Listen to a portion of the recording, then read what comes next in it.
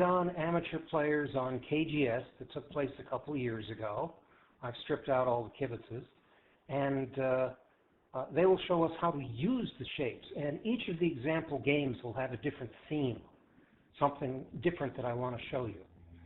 But first, we're going to have this lecture, and the first question that always gets asked is, Dsaun, why are you using a 25 by 25 board? And the answer is because on a 19 by 19 board, I don't have enough room rather, to show all the shapes. The other thing people keep asking me is how strong I am. I'm about 1Q on a really good day, on a KGS 1Q. On a really good day, I might be KGS 1 Dan. I am an AGA 1 Dan. But I have weaknesses and I have strengths. And I am very weak at reading and not terribly good at life and death problems. But I will show you what I know about shape. So we're ready to begin. And I'm going to make one last announcement.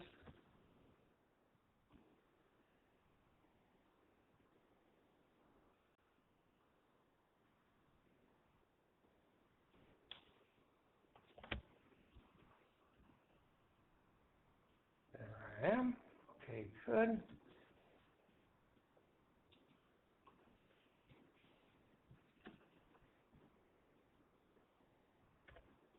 And that's my last announcement. So let's get going.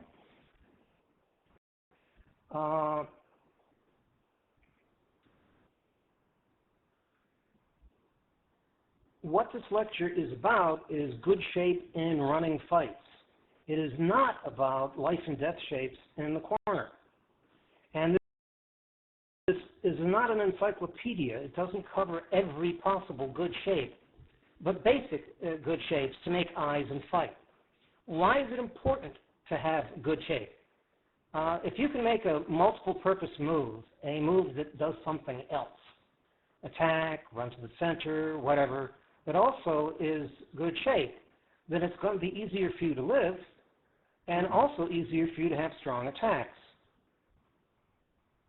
So it just makes your game a lot easier. So we often see something like this, although it's usually on the third line, where it's white's move, and black doesn't have enough room to make a base, and white squeezes him. And black doesn't have enough room for eyes. To save the black stone, he's got to run out to the center somehow. Well, what how? This is the most common move. It's a simple one-point jump, which I will show you later. I'll turn it on its side. And you may not be thinking that this is shape at all, but whenever you have two stones somewhat close together and they have some kind of relationship, that's some kind of shape. So this, on the other hand, has less shape and is a little slower in running to the center. This is very strong, and this too is slow in running to the center. You could imagine some outer space move, and it's hard to even call that a black group because the black stones simply aren't connected.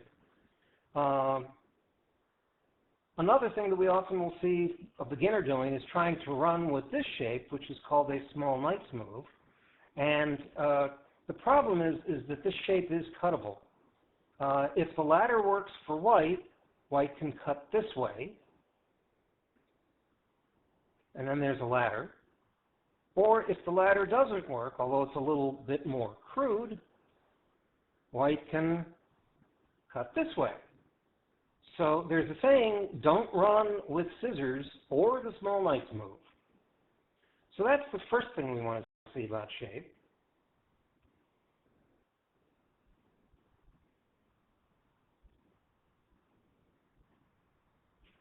And I usually find that it's easier to talk about what good shape is if you think first about what bad shape is.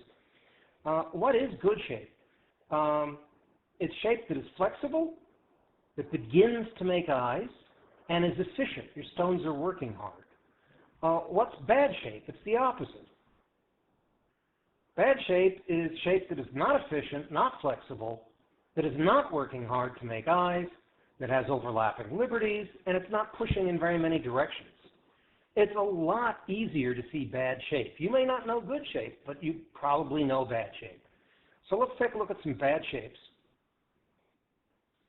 And these happen to have names. I'm going to tell you the names for the good shapes. It's not important to memorize the names.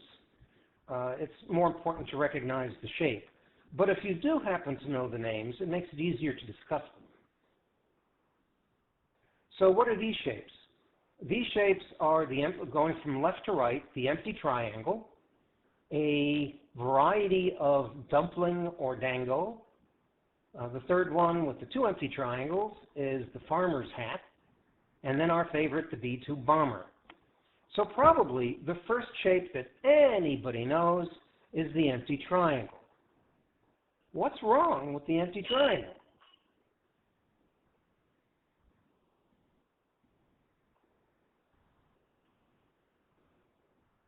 Well, both the black group and the white group have the same number of moves, but the black group has an overlapping liberty. It's easier to surround and capture.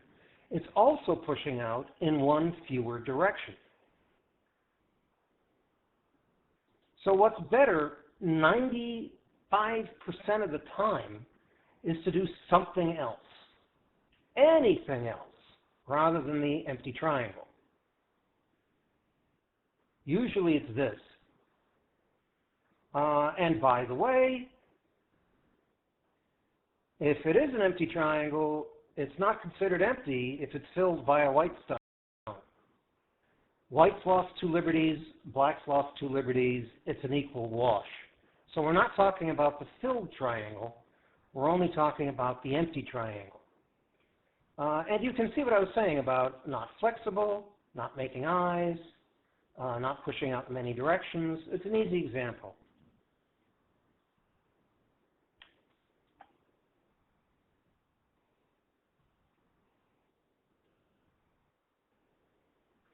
Now let's start to think about some good shapes. Start thinking about shape that's going to begin to make an eye. And you probably all know this, and some of you may wrongly call it a ponnuki. It's not a ponnuki unless it has actually captured a black stone. One of the reasons we like ponnukis so much is because white has played only 3 moves more than black. If there's no stone captured, it's taken 4 moves. But it's still the same shape, and we could also call it a flower or diamond shape. You can call it a ponnuki shape if you want, but it's not a true ponnuki unless it's captured a stone. And if you wanted to make an eye there, you would have to control or occupy 3 out of those 4 corners. It's a lot of fun to say we're going to make an eye at what? D22? Sounds funny. But if we want to make an eye at D22, we need to have 3 out of those 4 corners. So let's fill them in. And this is going to be our main reference diagram. Most of the shapes that I'm going to show you today will be found somewhere within that formation. So just for one example, I'll show you and I'll discuss the shape of these 3 stones. But it's just a reference diagram. I developed this SGF, and I picked the 7 example games, of which I'm quite proud. But I want to acknowledge that the idea for using this as a reference diagram came from an old article of Bruce Wilcox, which is no longer available, called Instant Go. Hello, Mark. So let's take a look at our first shape, which I've shown you already, the 1-point jump. Here it is. I've turned it on its side. And I'd like to make a couple of points. The first is, I should stop saying the first is that these shapes are not guarantees to make an eye. These are good shapes that begin to make eyes. But your opponent, he knows the shape too, and he's going to try to prevent you from making good shape, he'll try to break the shape, as with this peep that breaks the shape. So these shapes are incomplete. Next thing I want to show you is I said that this move, the one-point jump, was hard to cut.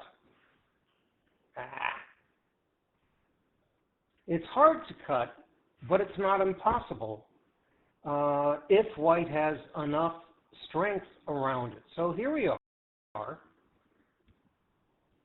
And white's got a lot of outside strength, and he says, oh, you think you're connected, huh? And black can Atari, but black's got 2 cutting points, and he can defend only 1. So this cuts his shape.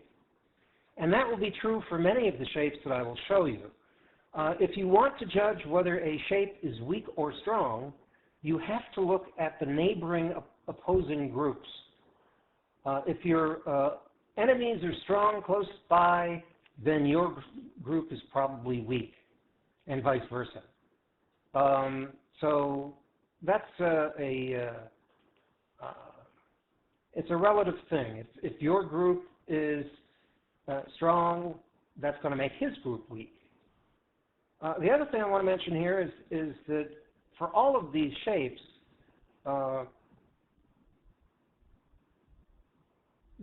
making good shape is not by itself an independent goal. Winning the game is the goal, and good shape is simply a tool. If the only good move is bad shape, play bad shape. Good shape is not a guarantee of success. Furthermore, you can be happy even if you can't read out a fight. If you forced your opponent into bad shape, you know you're forcing him into inefficient play. And that should make you happy even if you can't read out how the fight is going to go. So let's look at the next shape, which probably most of you have seen before. And it's no secret where the weak point is. I'm going to show you the weak points for these groups too. And the next shape is our diamond or flower shape. Now, I'm not going to play hide the ball with you. I want to let you know that in my white group there, the reference diagram, there's also a couple of bad shapes. Hey, guess what? The empty triangle is in the reference diagram. So, not every single place there is good, every single shape, but, you know, it's there. And also there is the bamboo joint. And the bamboo joint is not terribly good shape. And, you know, sounds like heresy. Dsaun, what do you mean it's not good shape? Well, it is good shape for staying connected. It's not that great for making eyes. And sometimes when it gets surrounded by white, white can play inside the bamboo joint, and sometimes black can't connect due to a shortage of liberty, so sometimes it gets trapped. What's better than this is the table shape, which I'm going to show next. I'm going kind of quickly, but I hope that you guys are following along. We've got a lot of material to cover in a short period of time. This is the table shape, and this too is very good at staying connected, but it's slightly better in terms of its eye-making potential. And you can guess that one of the weak points is here. Still makes good shape. And you can try doing this, but black can either make a bamboo joint or go here, depending on what's better for him. So it's a pretty strong shape.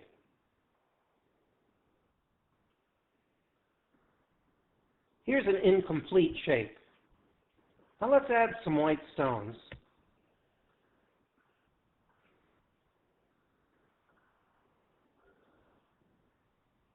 Black to play. A lot of cue players you will see will play here. And that's sometimes the correct move. But what you'll often see a lot of Dsaun players playing is this, because this is the vital point in the shape. So looking at those,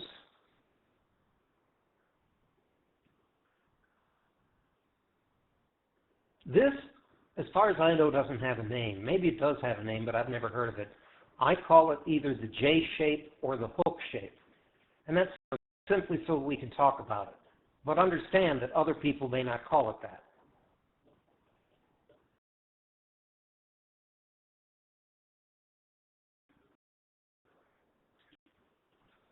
And if I were instead going to play in the vital spot, it would be this, which is sometimes called a half table, sort of like a table with a wonky leg. And this is a slightly better shape most of the time. I'll show you another incomplete shape. Where's the vital point? Vital point is here. Yep.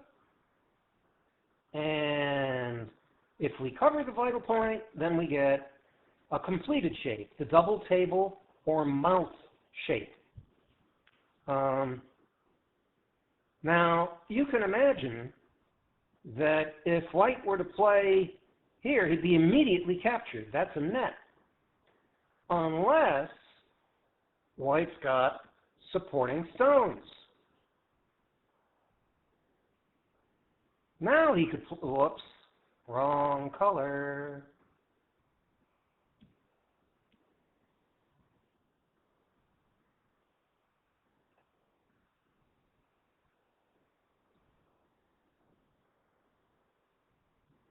Let's try that again.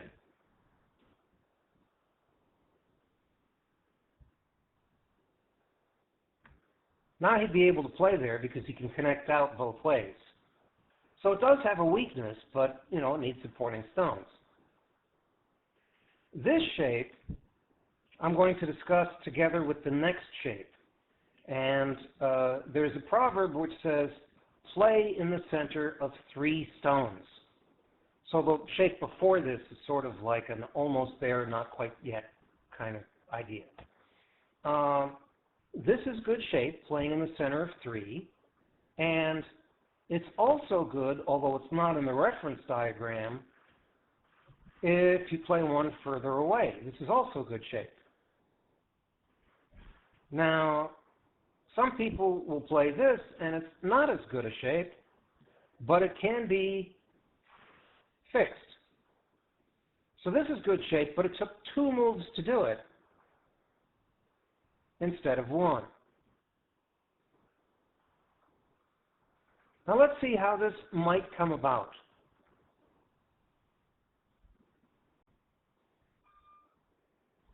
White peeps, and now we've got a string of 3.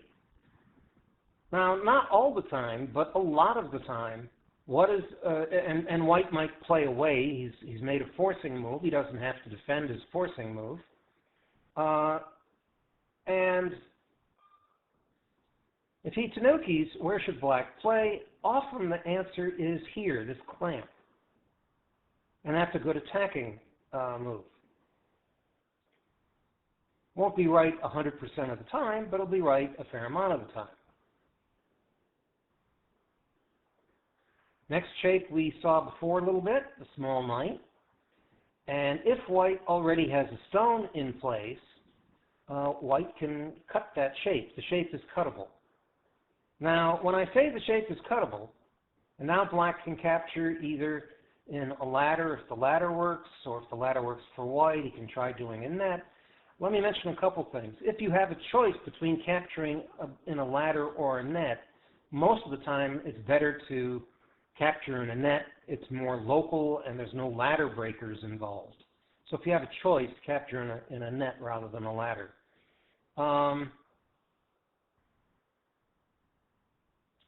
If the ladder works for black, that's not right. The hardest part of this lecture is navigating the game tree. If the ladder doesn't work for white, then white can cut another way.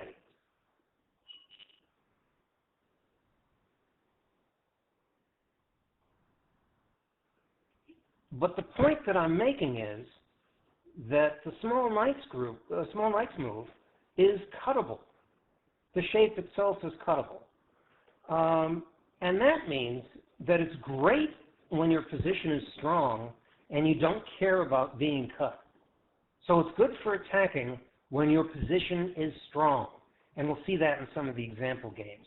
And it's bad for running away to the center when you do care about being cut. And the last thing I'll tell you about the small Knights move is that even though the shape is cuttable, it's not cuttable all the time. It depends upon other stones in the area. And also, if it's very close to the edge, that by itself may protect the small Knights move from getting cut. So let's look at another shape. How could we improve the small Knights move in order to reduce its cuttability? And we add another stone. It's a small Knights move with another stone, and this is called the dog's face. I use it all the time. And you can see, if we do the same thing, if white has a stone in place and tries to cut, I cut you! Black can capture.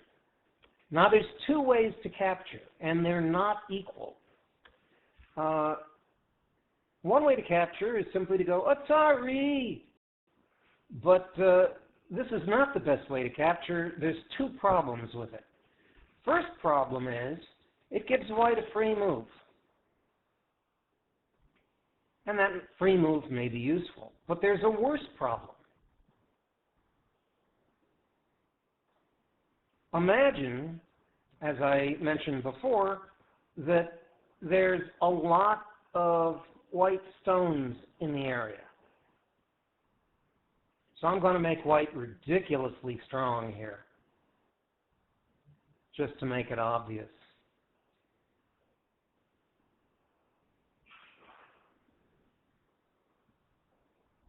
And here's the problem. White can Atari this way, and now the eye that black thought he was getting is false. Black can try to run away, but because of white's strength, sooner or later, black's going to have to capture, and that became a false eye. So what's better than that?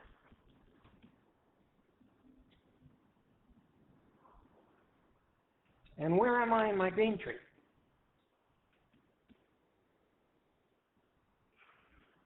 There I am.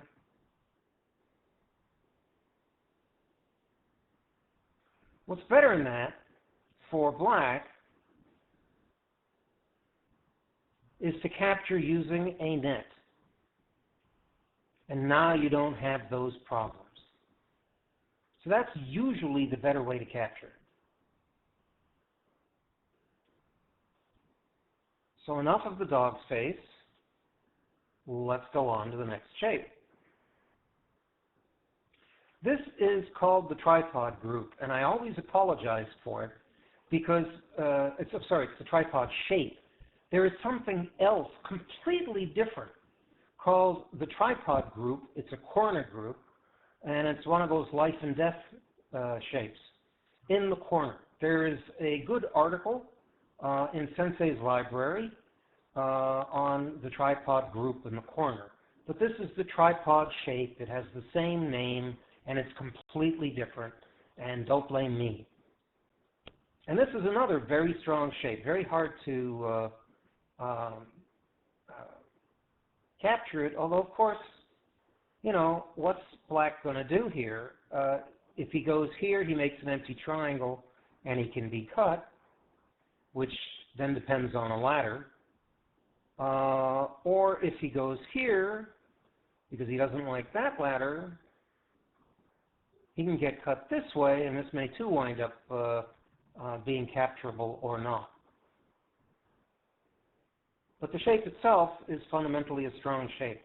Hard to disconnect those stones. Now this shape is one of my favorites. It's called the Big Bend. And this is different from all the other shapes that I have shown you. The other shapes are sort of trying to make an eye almost by brute force. This shape you should think of in terms of flexibility and willingness to sacrifice a stone or more. And that's a different kind of idea than most of the other shapes. It can be used for attacking. Imagine that black had to jump out, and then he starts counterattacking one of the neighboring stones. Or it can be used for defense. And I'm going to show you a wonderful game where it is used for defense. Now, it has a weak spot, obviously, and there it is.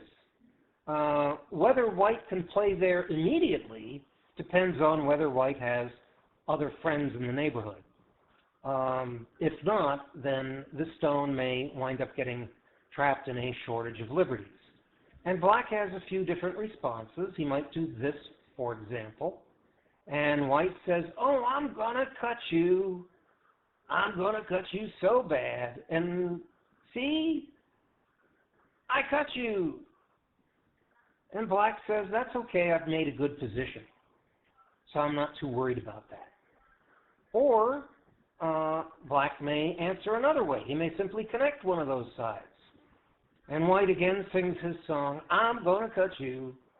And he cuts, and black says, "Atari." And white says, "See, I captured a stone." And black says, "See, I made a good position." So the Big Bend has inherent in it the idea of possible sacrifice and flexibility in order to get good shape. Now I'd like to show you a few shapes that are not in my reference diagram. This is the large knight's move. And like the small knight's move, it can be cut. It's a cuttable shape. In fact, if anything, it's a little looser than the small knight's move.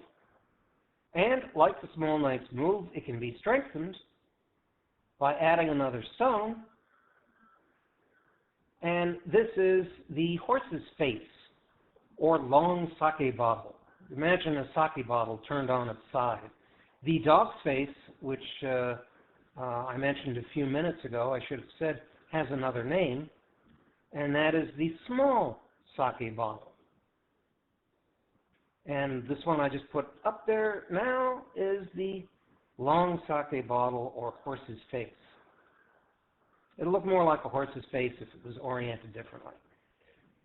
And it has, it's a little weaker than the dog's face, but it's still another good, strong shape. And this is one of my favorite shapes. I just started appreciating a couple of years ago. It's the big bulge. It's used for attack. It's used for surrounding a corner. It's used for defense. And you can imagine, you know, if white has a stone,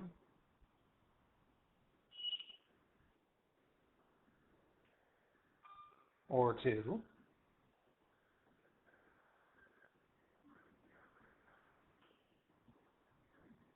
sorry for the dings, black can simply block, and this is another property of many good shapes, which is they change. They convert to another good shape, and this became the tripod. And even like this, with white getting some extra moves, you know, white can cut, but black can do things. He might be able to capture in a ladder. He might be able to capture in a ladder this way. So it's a very strong shape. There are two usual attack points for the big bulge. White can play here, which is easy enough for black to defend, but this is the idea here is white's going to try and surround black, and he's focusing on, white is focusing on these two stones and hitting what would be a shape point for those two stones. What works often a little better, the more serious and more aggressive shape point, is here. Ah, that's not there. Erase, undo, clicko. It's here. Add R2. This is the weak point in the shape, and black tries to stay connected, and white comes up. And now it's a similar pattern to what we saw in one of the earlier shapes. Depending on which way the ladders work, black can connect here, and maybe this ladder works for black, or maybe it's the less serious cut if it doesn't work, or sometimes black will go here and protect this side. And it looks funny here because it's so close to the edge, but then it's a question of whether this cut is serious and whether the ladder works for black or not. In any case, the way you start attacking the big bulge, this is the weak point.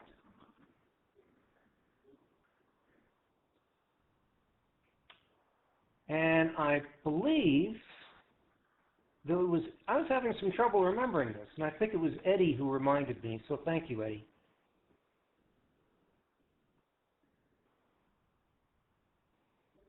I try to give credit where credit is due. Almost finished with the 40-minute lecture, and we're making good time. This is the panther shape. It's sometimes used to protect a corner. We'll see that in some of the games. And it's often used to either slide underneath into your opponent's moil or to reach out into the center a little bit faster than he does. So let's change this just a little bit and see how this might come about.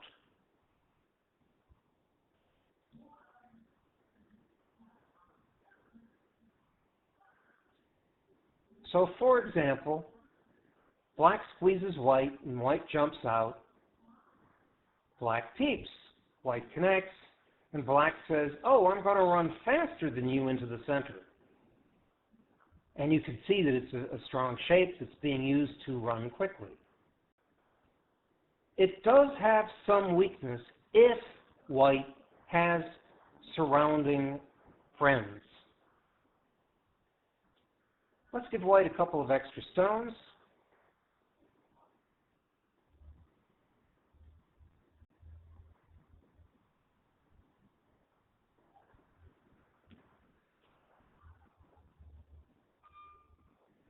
And now white can play here. Normally this would be captured in a ladder, right? But if white has ladder breakers on both sides, then this is playable. So it's a little unusual, but it does exist, so I thought I'd show it to you.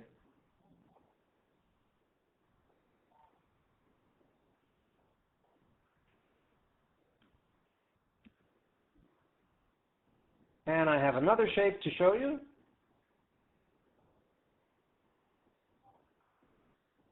W3 looks like a weak point. Yeah, that's true. Thank you, true.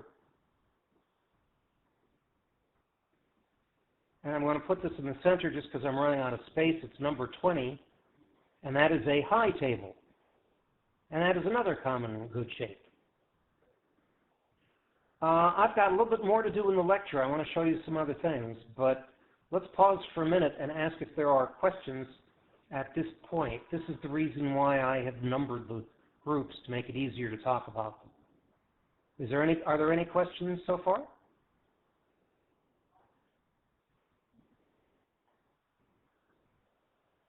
I'll give you a second to type, and if nobody says anything, then I'm going to...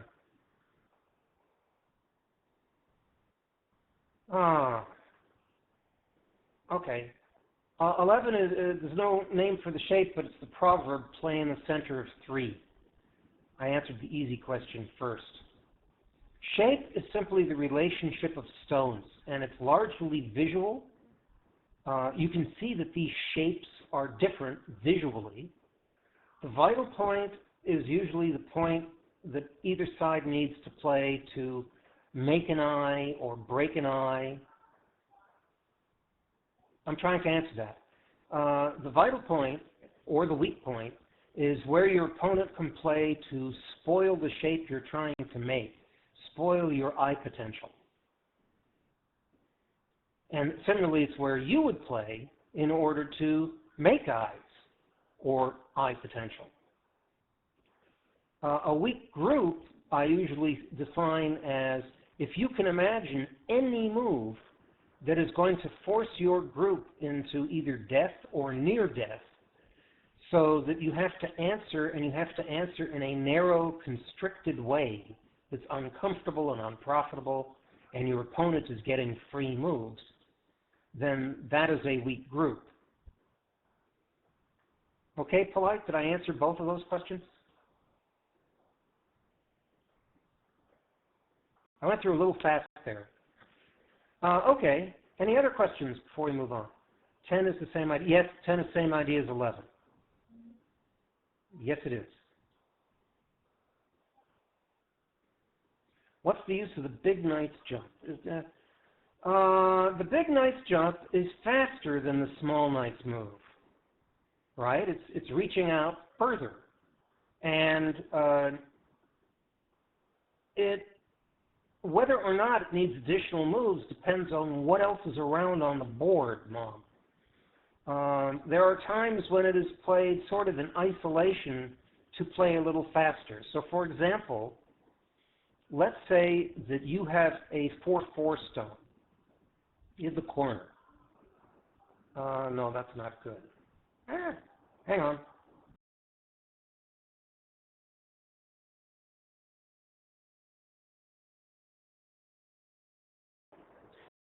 Let's say that you have a 4/4 stone in the corner.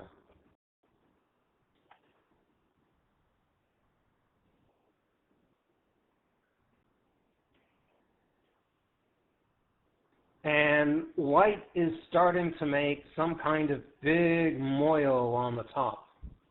And you want to help your corner, not 100%, but you want to help your corner while reducing what he can develop on the top side.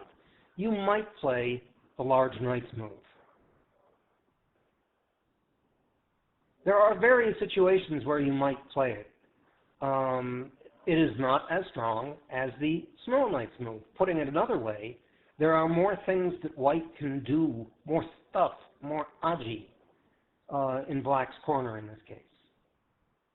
Now let's see if I can find my tree. And I wanted to show a couple of things here. Firstly, as I mentioned briefly, yes, you can use it to attack, true. This is called the broken table. White's shape is the broken table. A regular table would be here. If white were to play here, then, you know, it has some disadvantages. Oh, you peeped me. Now I make an empty triangle. So you will frequently see a Don-level player playing this broken table, and if black were to push through, it converts to another shape, the tripod shape. And that's the reason why I picked this to show. It's another case of one shape converting to another.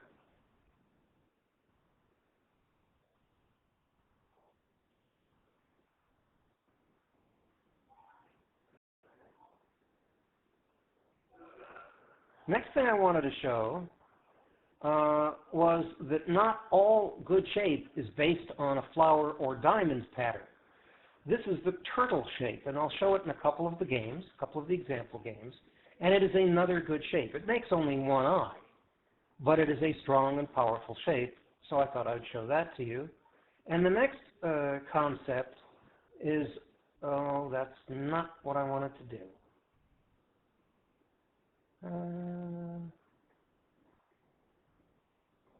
Where is it?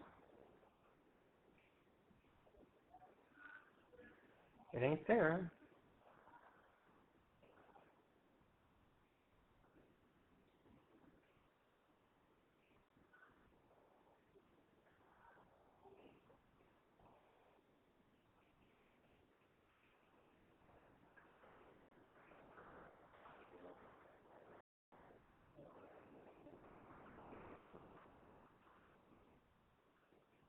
Oh, I think I know where it is.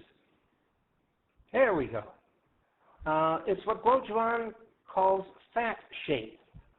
Here's a move that black plays. It's not this exact shape necessarily, but any move that black plays to get some room to make eyes is fat shape, and black could play a fatter shape. And the fatter the shape is, the more room there is for white to come in. But it's a nice concept, the idea of fat shape. And then the last thing I want to show you is some shapes to remember. These are the shapes I want you to come away with remembering. Table shape, double table, tripod, dog's head, big bulge, panther, big bulge, and big bend. Now I'd like to make a few general comments. I've said already that shape is a tool but not a goal by itself. How do we use these shapes? You want to make multi-purpose moves. Moves that threaten to make an eye, that threaten to connect, that threaten to kill, forcing moves. And if you make them and also make good shape, it makes your game earlier.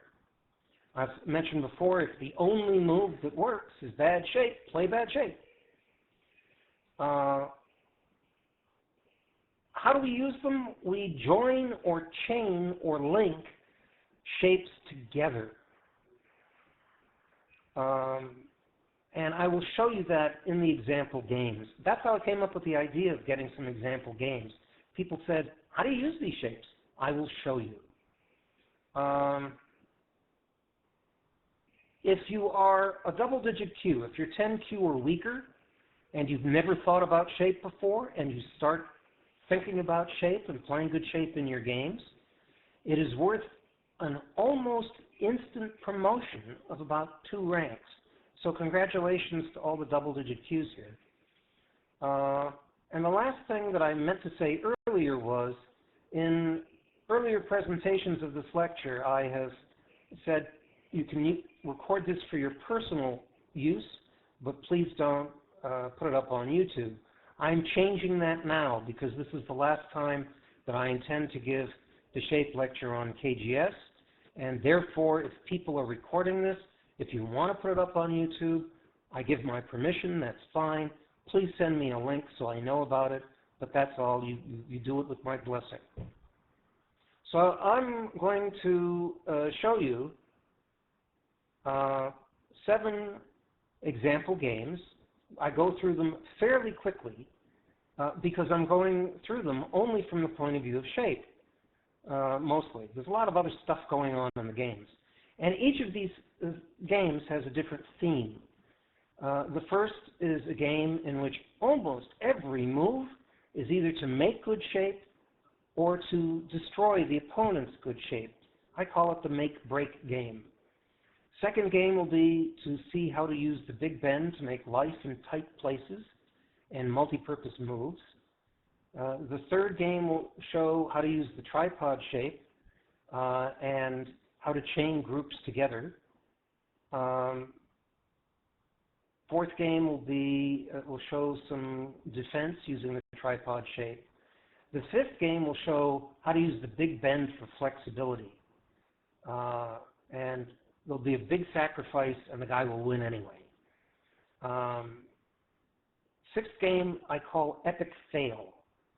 If you make good shape moves the whole time, but you're not paying attention to the board, and you're not playing in the important areas, you're not going to win. Good shape does not replace whole board thinking. And then the last game I call dessert because it's so tasty. And you will see that.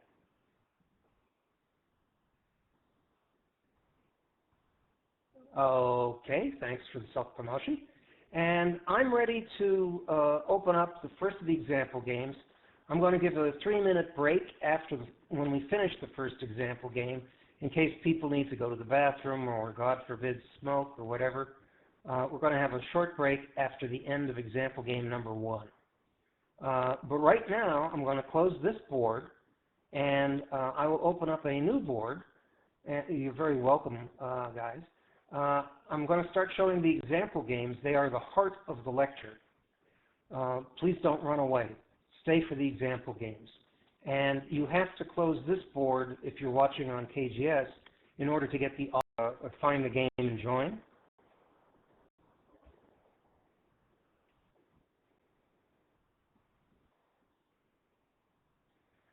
I have stripped all the kibitzes from the game, which is a good thing. Doesn't it, though? All the remaining boards are going to be 19 by 19. So they're all going to look normal. Okay, are we ready to start? This game involves two strong players. These ranks, all these games are from about 3 or 4 years ago, so these ranks aren't necessarily current. Aguilar is one of the strongest players in South America, if not the strongest. He's from Argentina, and he has represented Argentina several times in world competitions, and he's played against pros. He's a nice, strong player, and he loves using shape. And East Wisdom is a good player, too. So let's take a look. This is the make shape, break shape game. Almost every, I'm going to review these strictly from the purpose of shape, point of view of shape. And actually, you can look at Dsaun games, and even if you don't understand everything that's going on, if you focus on one aspect, like shape, for example, you might find it easier to have a useful review. So we have a somewhat normal opening. White pincers, black has to run away to the center, and white makes a tiger's mouth to defend the corner. Black doesn't want him linking up his groups. Black breaks the connection, and white connects the other weak spot, the other cutting point, with another tiger's mouth, and the two tiger's mouths are joined or linked together. That's what I mean by joining shapes. Why not G17? He could. G17 would be good shape, but if nothing else, it gives a free move to black to do this, right?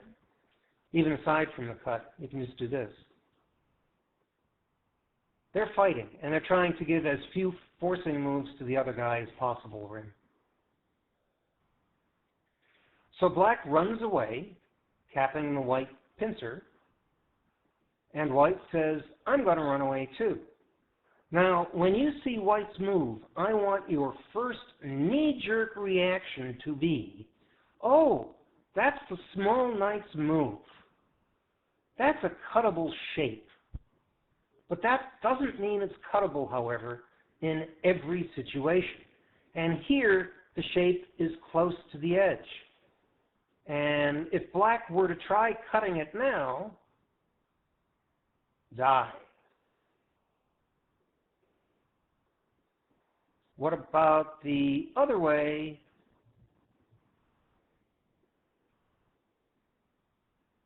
Still die. So even though the shape is cuttable, it's not cuttable in all circumstances. If there are helping stones or if it's close to the edge, the shape is not necessarily cuttable now. But I want you to see the shape and immediately think cuttable shape. Why does black play here? Black plays there because this would be a nice shape point for white to make a little tent on the side. So he's playing in white's shape point.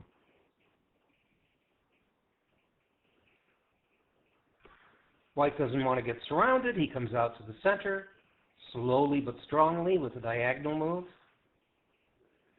And black plays another shape point of white. If white plays there, he gets a dog's face. So now black is threatening to actually cut that small knight's move of white. Right? Now the cut would work. What is what about, Coco? This is my lecture on good shapes and running fights. So white defends and keeps his group connected. And black says, I'm going to threaten to cut you again. And white could connect, or white could make a bamboo joint, but instead he plays here. And this actually, I just gave a 40-minute lecture on the basic shapes in running fights, Coco. And I'm now showing 7 example games of how to use the shapes. So here, this actually defends the cut. If black were to try to cut, aha, I've cut you, then white would say, aha, you've got a liberty shortage, I killed you.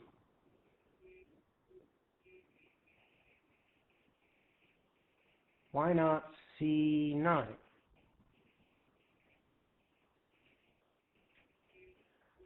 So if now black could play C9, and that's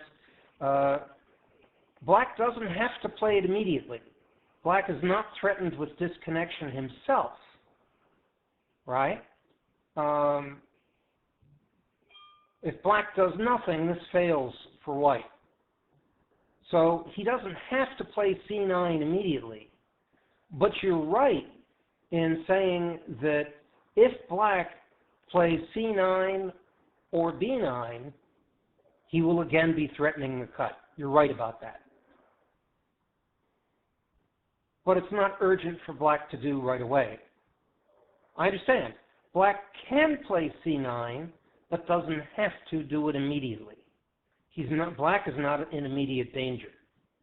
So black can play that anytime, George, and it'll come up later in the game. First, what's more important for black than playing, okay,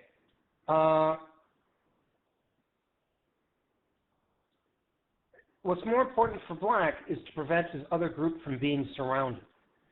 So black runs away to the center, but and he does so using good shape. He uses the dog space.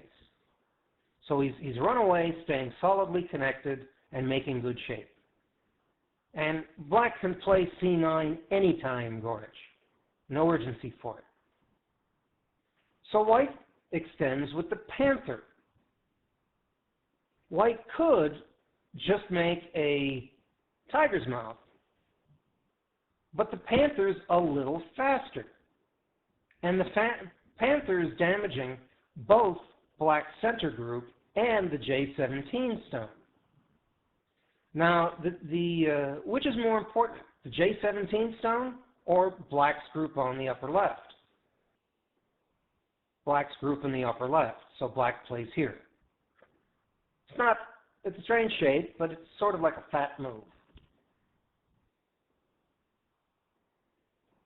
White doesn't want to get surrounded either, so he runs out. Black hunts, and white extends. Now, where would white like to play, but it's only one stone ring? It was more urgent to help the weak group. Where is the urgent? Black is trying to surround the white group on the left.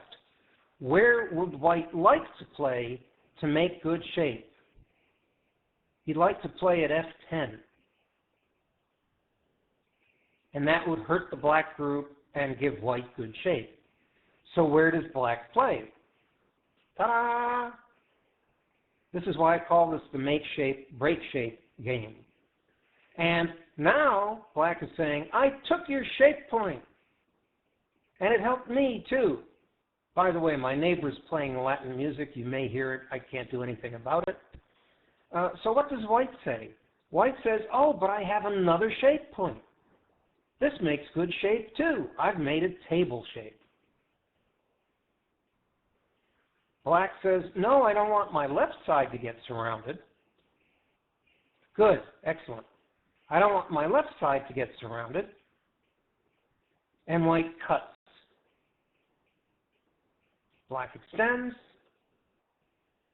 white extends, and black runs away to the center because, after all, His main purpose is not getting surrounded. He wants to keep his group alive.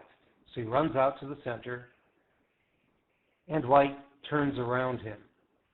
Now we see something which may look a little funny.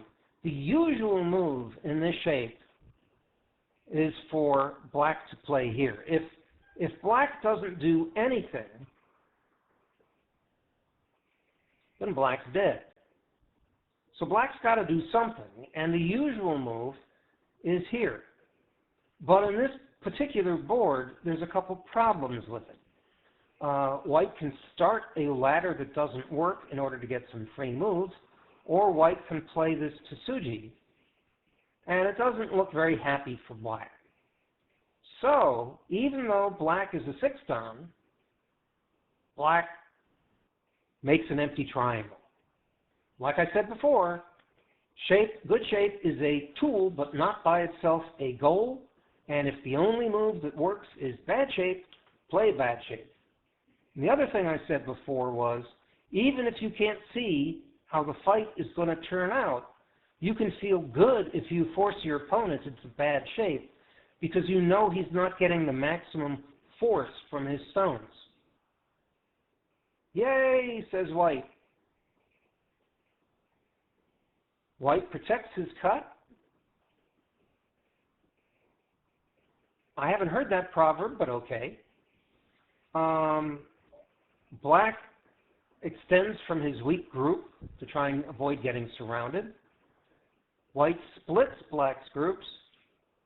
This is not a big bulge, but it's sort of like the same feeling. It's like a super big bulge. It doesn't have a name, but it has the same feel as a big bulge. They are guidelines, not rules. Absolutely true. Proverbs tell you where the likely points might be, but they're not always right. Black runs away so he doesn't get surrounded and uses the dog's face again. And this is a big bulge. So it is good shape. It is joined to the table shape above it, and it's a multi-purpose move because he's threatening to cut through black's stones and separate the corner from the side. And black says, no, no, no, no, no, I can't let you do that. I've got to stay connected. And white says, are you sure? And black says, yeah, I'm sure. Okay, I'm making now the J shape or hook shape. And remember, this is the J shape or hook shape is simply Dsaun's name for it. It's not a standard name. And black protects. And now that white's made his group stronger, he tries to stake out some territory while threatening to surround black's center group. And black says, oh, you've extended too far. I can cut you. Okay. Time for a short quiz. Very short. Black just made the small knight's move. Your knee-jerk reaction is, what kind of shape is that? It's a, come on guys, cuttable shape. There you go. It's a cuttable shape. And in this case, it doesn't have friends close enough or the edge close enough to help it from being cut. So what's white's next move? Boom, I cut you. Now this is kind of a cute move. This is testing white. Black is actually aiming to try to get this move so that he can cut through. If he can cut through, then in addition to capturing two white stones, black's center group will then be connected to the black lower left group, and black will have an easy time. So black would like to cut through there.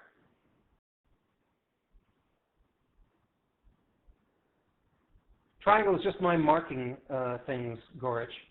I was pointing out, firstly, well, the black stones that are marked are the dog's face. But I was referring to that entire group. that center group, white wants to keep attacking. So if black gets to capture 2 stones by pushing through at C11, then black will connect all his groups and not have much of a problem fighting. That's my point. Black is aiming for C9, which threatens C11. And white goes here. Now black could immediately play here, which is what he was aiming at.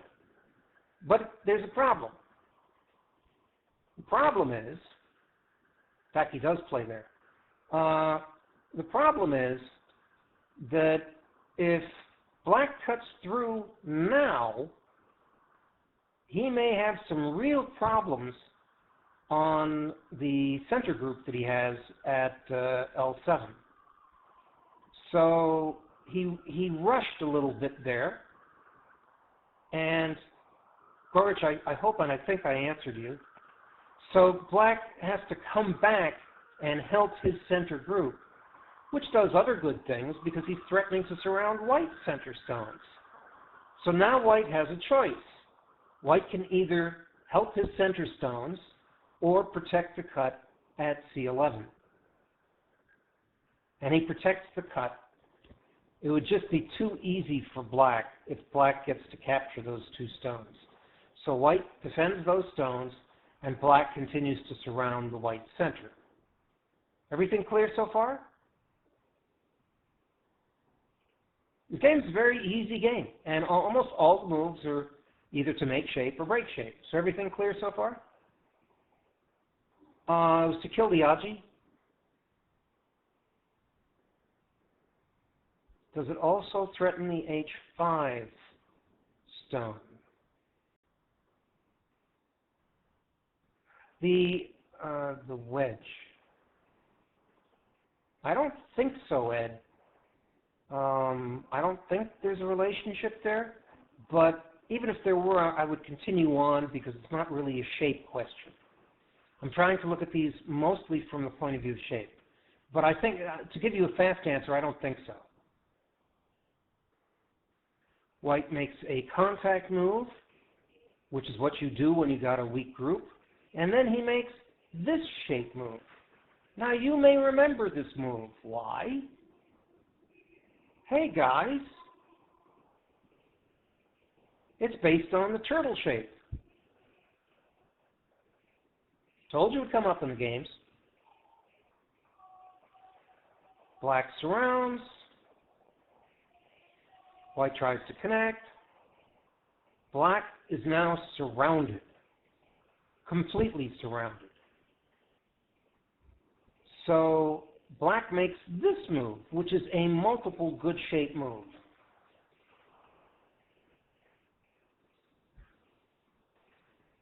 This is a half table.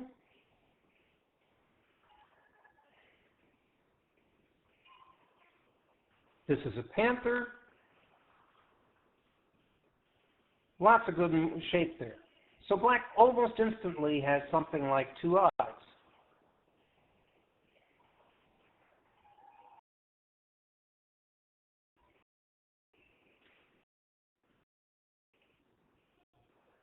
You know, I didn't discuss the elephant's eye in my lecture, and I meant to when we were talking about the Big Bend.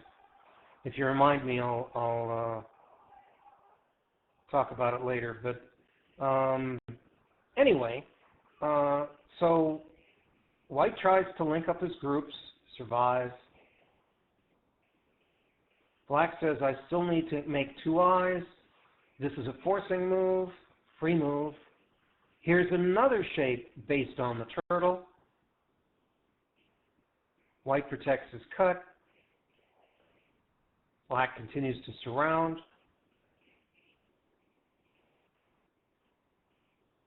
Why white blocks D8 instead of anything. Okay, Ed. Thank you, Eddie.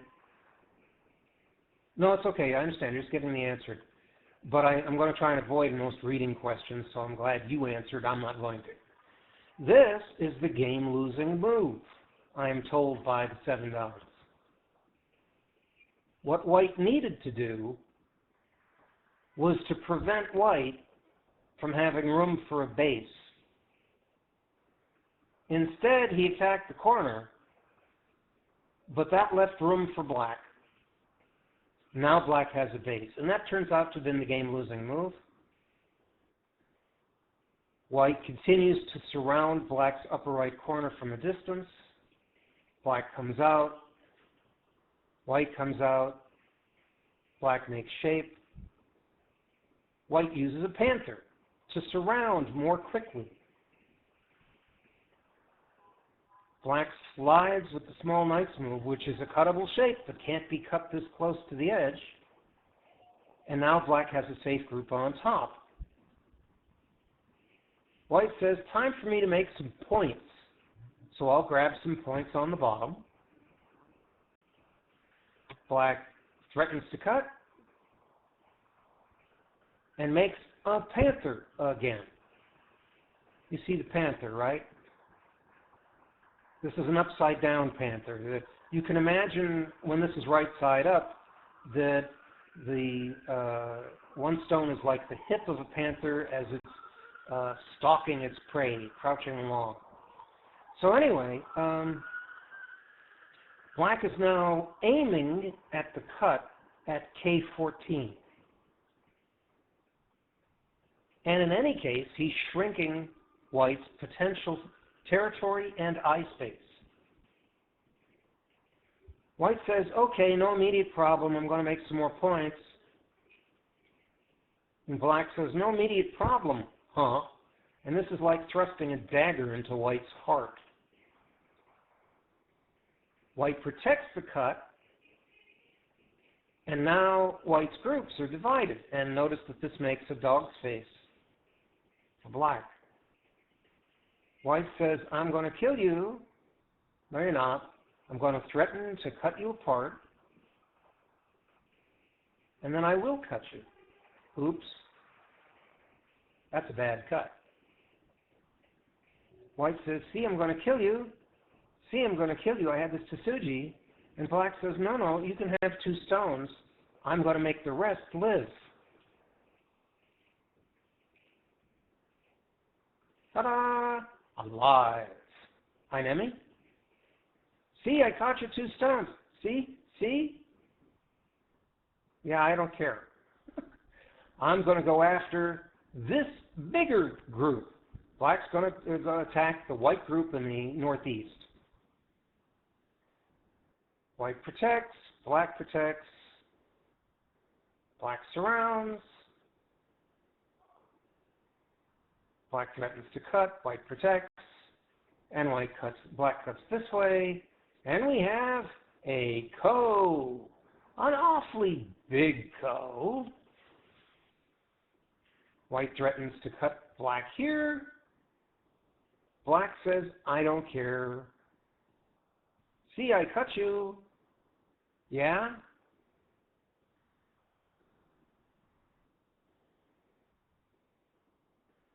Boom. And white is cut still from east to west.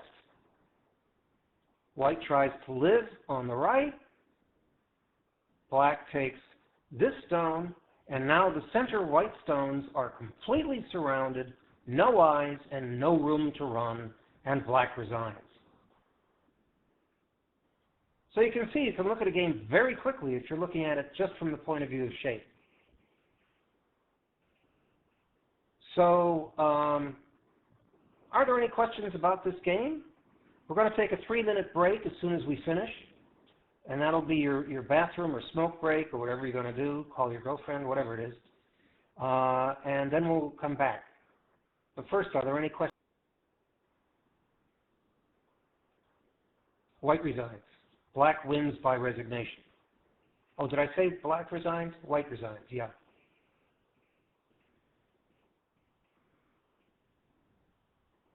Thank you, Inuit. Oh, thank you. That's a good question.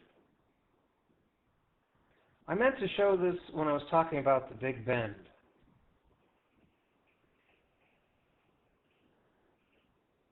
This is the elephant eye, or elephant jump. And it's not that great a shape because it has an obvious weakness. And I usually talk about it when I'm talking about the Big Bend because the vital point is the same. Here's white trying to break it apart. It's like breaking apart an elephant's eye that had an extra stone for support. And that's what I meant to mention in the 40-minute lecture. Okay?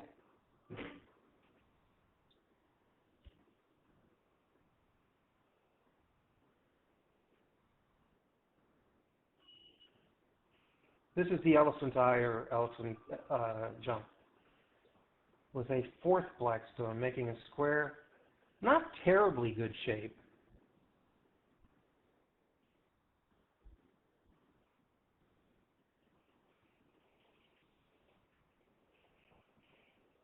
I mean, it all depends on what's going on around it, Arl, but, I mean, it still may have some problems.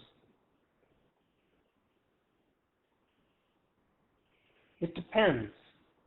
Here's your table shape, and this is often a bit better.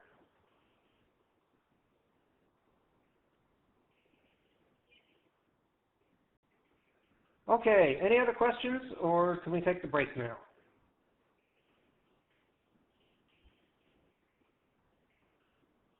You're very welcome. Okay, on my computer clock, that's the first of 7. These are all delicious games. They're wonderful, and they each show something different. The next game that I'm going to show is going to be with one of my favorite players named Koram on KGS, and he's going to show how to live in very tight places using multi-purpose moves. So I'll show that next, but I'm going to take a break. And on my computer, it is now 12:12, 12 minutes past noon. And I will start again at 12:15. Please remember to close this board if you're watching on KGS. See you later, G1337. You're missing the good stuff, but okay. Please remember to close this board so you get audio in the next board. I'll put the next board up right away. See you? Hi, guys. Okay, it's 12:15. Time to start. Are we ready? These have...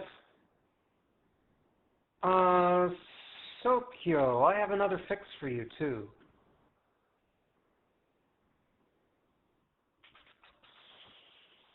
If you're using Windows, then there's another way you can adjust the volume.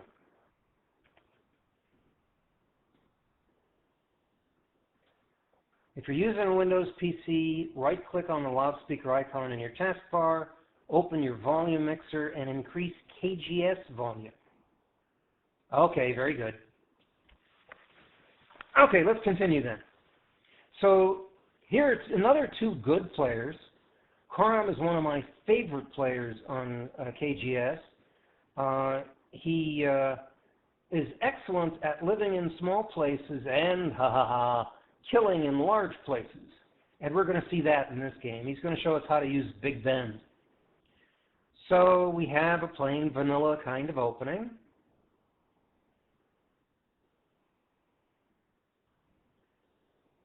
Nothing strange here. And now something a little strange. It's not quite blitz, it's a fast game. It's a little strange for black to play here. It's a very common place to play, but it's a little early in the game to play it. Later on, white will want to come here. This is said to be a point for erasing black's potential to expand in that area. So it's a common point, but it's a little unusual to see it played by black this early. But I think black has a special idea. So what does white do? White says, oh ho, I see that R11 is a third line stone, and one way you punish third line stones is to push them down to the third line, prevent them from expanding. So white plays on the shoulder. This shoulder hits a very common approach to the third line stone. And then he uses another common follow-up, the 1 point jump lightly away. But now black uses his special strategy. Instead of continuing to make territory on the right side, he says, I'm going to surround it all. And even if I don't succeed, I'm going to make points on the bottom. So what does white do? White uses the big bend. And you can think of this as a simple 1 point jump to the center with an extra stone of support. And black says, my position is strong. I don't care if I get cut, so I can attack using the small knight's move. Yes, it's a cuttable shape, but I don't care if you cut me here because my position is stronger than yours. So white says, okay, well, I better link up my shapes together and make 2 big bends, joins together. White does a little bit of damn magic in this game. Black says, I surround you. White says, can I come out this way? And black says, I'm going to make another nice move, which is faster than your O10 running away. Notice that the 2 small knight's moves actually reinforce each other. They help prevent any kind of cut because they help each other.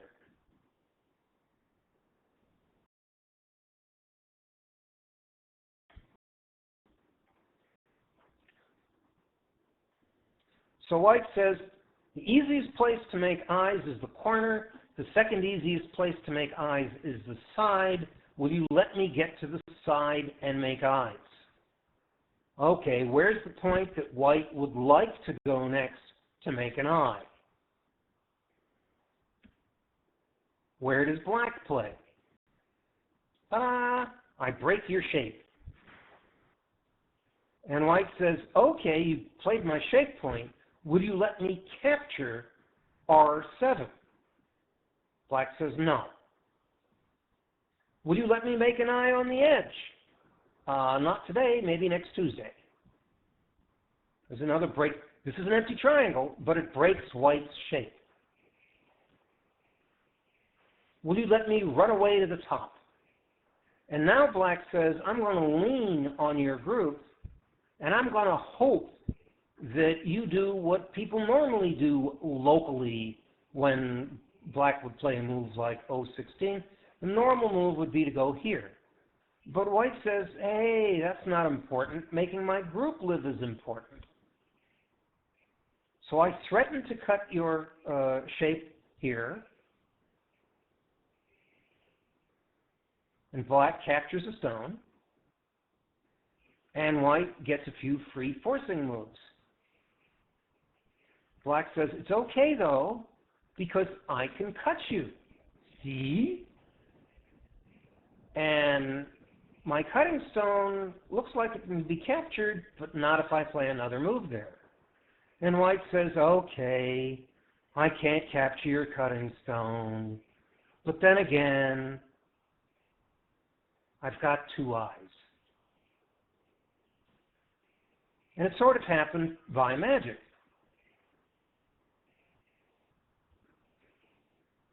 But white used forcing moves that were multiple purpose moves. They threatened to do more than one thing. And he made good shape, and suddenly he's got 2 eyes, as if by magic. But like they say in the commercials, now how much would you pay? But wait, there's more. Because white Coram has made life in an incredibly small space. He's going to do it again. Black captures the stone to remove all the aji. White comes back to make the normal move on top. And now where should black go? And if you were to simply count the spaces on the left and on the top is wider, and the top is on the 4th line. This is on the 3rd line. So that if you were to draw just a box, the top side is bigger than the left side. Furthermore, white's got 2 very strong stones. on the left side. So black says, no, I'm not going to go on the left side. I'm going to jump in the bigger area. Was O15 necessary?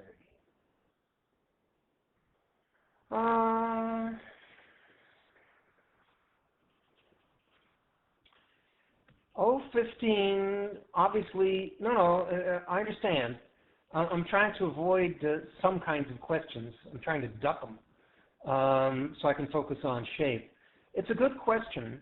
Obviously, it hurts the 3 white stones in the center, and it also may make it easier for black to invade the top. He's trying to avoid letting white get too strong too quick, and white has a weakness still at P17. But that's the best I can answer for you. It may be, you may be right. It may be slow. But I'm going to duck that question. What black's really interested in doing isn't in capturing those 3 stones. What black's really interested in doing is invading the top side. So having a strong stone at O16 will probably help that. I think that's why he did that. It's a lot easier to attack if your existing groups are not merely alive, but are fighting strength, fighting machines. So he kept O16 strong because I think it helped his invasion. That's the best answer I can give you. So black invades. White touches him. Unusual. This helps white center 3 stones. And black defends the cut, killing the Aji at P17. This also, in addition to defending the cut, limits the kind of base that black can make in that direction. Imagine if black had played at N18 instead, black would have a nice base while threatening cutting. So black extends here in order to get some room for a base. White says, in your face. Black says, okay, fine, in my face, but I'm healthy. My group on top is healthy. I can make another move for points. And white says, you're healthy, huh? Prove it.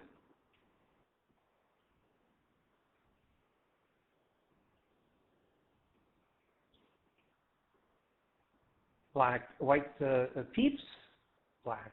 Before connecting, threatens to capture the 2 stones. Then he connects. And white begins to surround black. Black comes out, and white hits the vital point. Whoa, scary beans. Black connects to avoid the cut,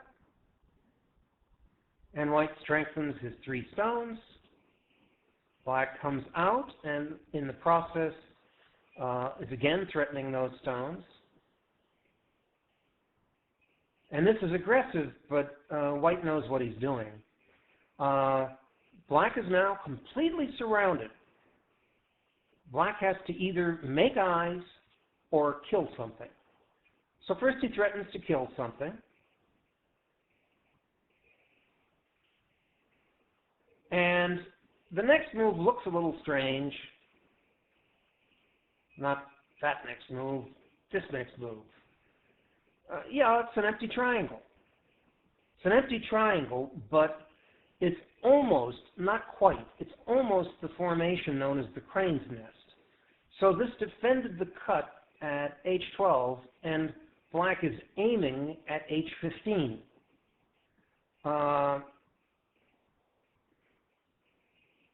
But white hits him in his weakness.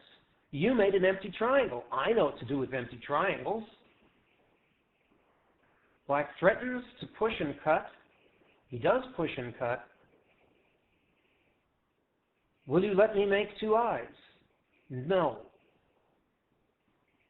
Okay, then I'm going to cut you. White says, I'm threatening to capture your 2 stones. Black runs away, and white goes Atari, And this is a forcing move also, because if black does nothing, white can capture. So black's not going to do nothing. Black will do something. And he goes here, and white says, oh, by the way, well, first I'm going to threaten to capture that entire clump of black stones. Black is forced into an empty triangle, gritting his teeth. He doesn't like having to make this move. And white goes, by the way, did you notice I've got two eyes again? Ta-da! I'm completely surrounded. It's a really tiny space, but I've got two eyes. So that's kind of cool. And it's even cooler yet because at J10, J10 is a forcing move, but it's not really vital for either side. Right? He's still going to have to come back and make this. You know the 1, 2, 3 theory, Rimgautus? If you're going to have to play move 3 eventually anyway, and 1 and 2 aren't necessary, don't bother with them. That's essentially why he doesn't play H10. H10 is a forcing move. It doesn't really do a lot of good things for white. It doesn't do a lot of damage for black. It could be used as a co-threat. Well, you're keeping your eye focused, Gorich, and I'm glad to see that. White just made life with his A group, but the B group is completely surrounded and hasn't made two eyes. So again, he's got to either make two eyes or kill something. And that's what Gorich is focusing on. So first he says, will you let me connect out? Of course not. Then he plays Gorich's move. Will you let me make two eyes? Not today. Will you let me make two eyes? Forcing move and rejection. No two eyes. We switch scenes here for a minute, and black senses that white is aiming at P18. He protects that. And black says, will you let me have a ko to make two eyes? No ko for you. Will you let me break out?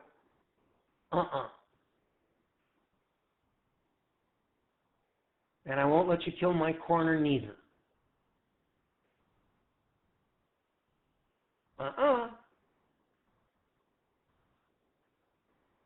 So black makes a group on the side, and now black is threatening white center stones. If black can kill white center stones, then black's top group will live. White makes good shape, the half-table shape. Black says, my position is strong. I'll use an attacking small knight move, even though it's cuttable shape. And now, Rimgautus, white plays J10 in order to get extra liberties. Now it means something. It is a capturing race. Well, it's not a capturing race unless, can white live in the center? If not, then it's a capturing race. And black says, how about you give me something in the corner, or otherwise I will get free moves on the outside. Because after all, what I really am interested in doing is killing your center group. So black gets some free forcing moves on the outside, and then says, I'm going to kill you. And white says, not today, not next November. I don't need to make two eyes. Black says, I steal your eye. White says, I don't care. All I need is liberties. So now let's talk about liberties for a minute, because this is a good time. If you don't know about big eyes, let me tell you a bit about big eyes. If you have a group and it's got space inside of 1, 2, or 3 spaces, that is a small eye group. If it is 4 spaces or more inside, it's called a big I group. And if the shape is a dead or killable shape, and you've got 4 or more liberties, just how many liberties do you have? How many moves does it take for your opponent? We call them liberties, but how many moves does it take for your opponent to kill you? There's an excellent article, by the way, at Sensei's library on this. And what it will tell you, I will just use it as shorthand here, is that if you have a 4-space group, it takes 5 moves to kill you. If you have a 5-space group, it takes 8. If you have a 6-space group, it takes 12. If you have a 7-space group, it takes 17 moves before you die. So Black's top group has some outside liberties, right? But we're going to ignore those for the moment and look just at the inside liberties. He started off with a 6-space group, which would be the equivalent of 12 liberties. It takes 12 moves to kill it once you've eliminated all the outside liberties. But on the other hand, of those 12 moves, White has already played 4 stones inside. So 12 minus 4 is 8. Black has the equivalent of 8 liberties inside. And he's got 2 liberties on the outside, plus the possibility of a ko at E19. Is that all clear? Some of you guys may not know about big eyes, so I didn't want to go through that too fast. Because this is now a capturing race. So the number of, that's my shorthand, Gorich. If you've got a group with 4 inside liberties that can't make 2 eyes, it takes 5 moves for your opponent to kill you. 4 spaces, 5 moves to kill. So you could say, speaking loosely, that you had 5 liberties, the equivalent of 5 liberties. If you have a 5-space group, it would take 8 moves to kill you. I'm not really talking about real liberties. Liberties may be a bit confusing. I'm talking about move to kill. Because what happens is White has to play moves, and then you eventually capture White, and he's got to go back in there. And if you add up all the moves that it takes for White to kill, I didn't look up 8. I've never seen a group with 8. So let's see here. Where is my little diagram that I made? It was a little earlier. Yes, no, here. Black says, I'm going to kill you. You can't make 2 eyes. Without the ko, Black has 8 liberties on the inside. He's got 2 outside liberties. But the idea I was trying to get to Gorich was, this is a 6-space group. I've numbered them 1 to 6. But of those 6, White has already played 4 stones. Black's dead. Black can't make 2 eyes. But how many liberties is it going to take? That's my question, Gorich. And it's a big-eyed group with 6 spaces, and we know that this is worth 12 liberties on the inside, but White has already taken up 4 of them with the 4 stones. 12 minus 4 is 8.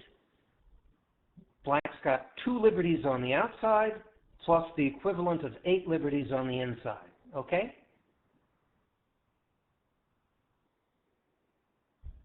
It's all about liberty counting at this point, which is why I tried to spend that much time on it. So White doesn't care that his outside center group doesn't have 2 eyes. He only cares that it has enough liberties. So White gets more liberties.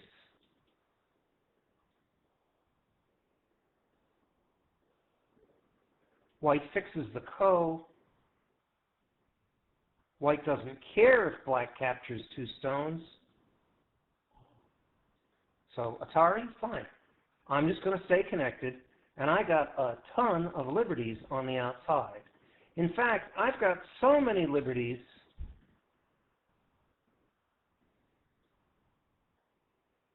that when you take out some of my outside liberties, I can tanuki, because I've got so many liberties. Black says, I'm going to keep taking your liberties. And white says, okay, if I got to show you, I'll show you. And at this point, black loses on time, but it doesn't make any difference.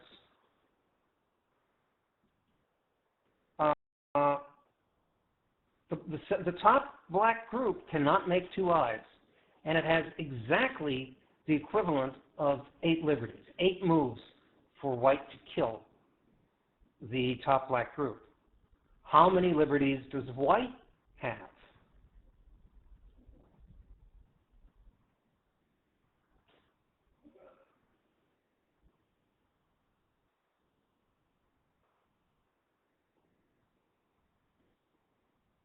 Black can't kill white fast enough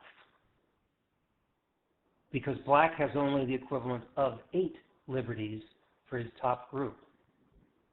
See? That's why the number of liberties was important. So at this point, black lost on time, but he could have just as easily resigned. He lost. Clear to everybody?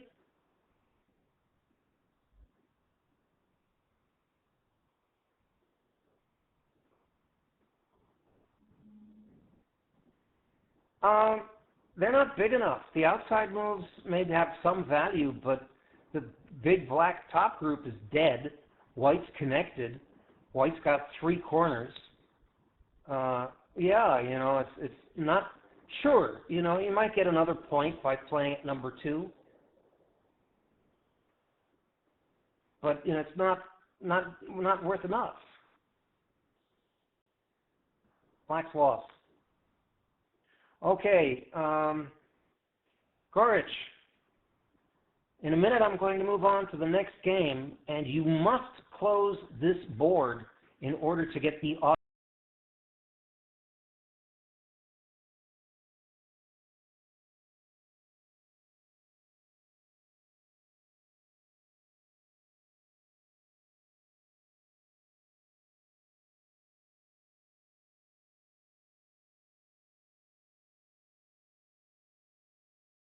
Just waiting for people to come in, and then we will continue.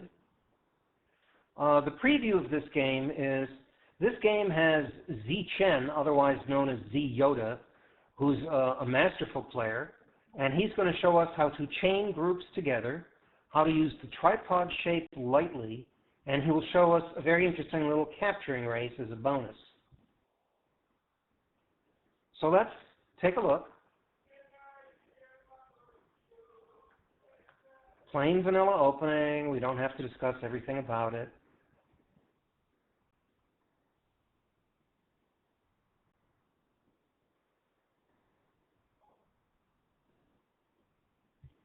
A Korean variation.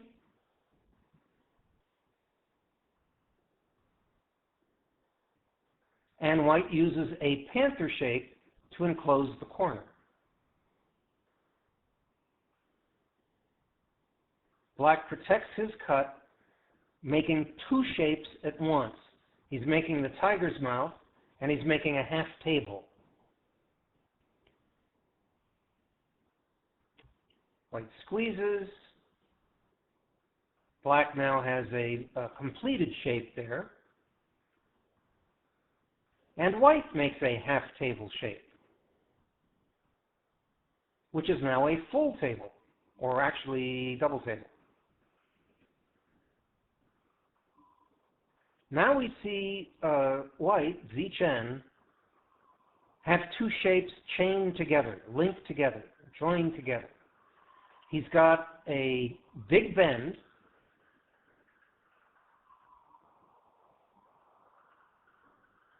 and he also has the double table shape.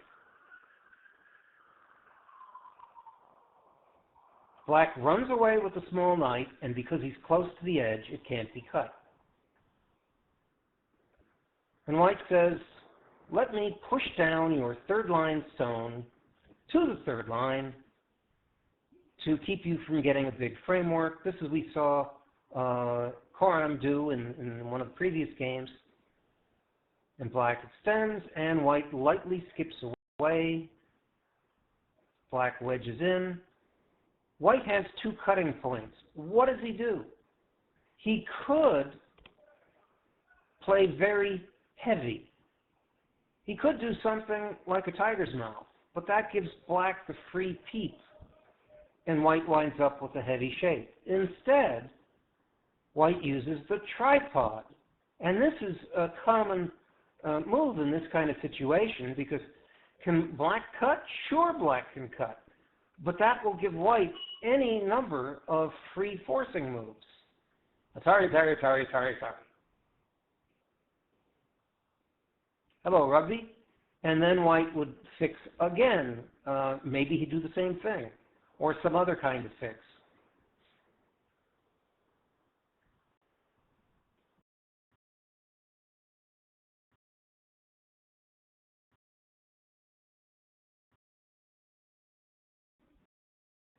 I'm back. So white has played very lightly with his table shot. Yeah, it's terrible when you know you're about to sneeze and you can't force it.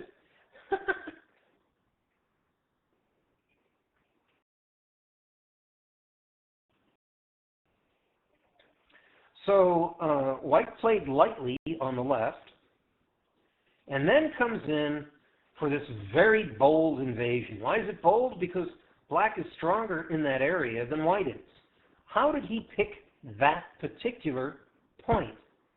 And the answer is, he's playing one of black's shape points.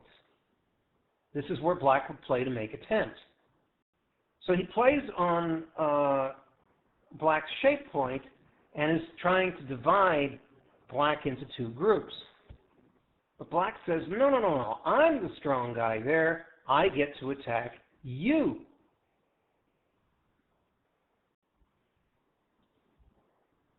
White says, I'm going to run away.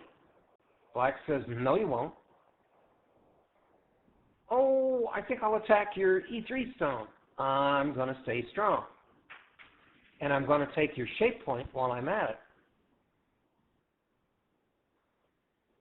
Black says, I'm going to defend my cutting point. I'm all connected. What about you? White defends. And black uses the small knight's move, because his position is strong, to attack. White says, will you let me connect? No. Will you let me break through your knight's move? No. Will you let me capture your 2 stones? No. Will you let me get to the edge and connect capturing the E7 stone? No. Will you let me get to the edge and make eyes? No. Will you let me connect this way? No. There's a lot of negativity in this game, huh? Are you sure you won't let me connect? I'm sure. Are you very sure? I'm positive. No, no, no, no. Not really. Not really. And he's a 7 Don, too. I mean, you know, come on. And white says, are you sure you won't let me connect? Look at all these forcing moves. Black says, I'm absolutely positive. And white says, okay, I'll make 2 eyes. Show me the 2 eyes. Okay. There they are. And now white has an eye at K2 and one either at J1 or L1. So white's completely surrounded, but white's alive. And black says, okay, I'll attack your other group. See, I threatened to cut you, and now I'll surround you. And white says, yeah, but you left some cutting points, and they're a problem, aren't they? White goes to make life. Black attacks the other group. And white says, oh, you didn't defend? I'll tell you what.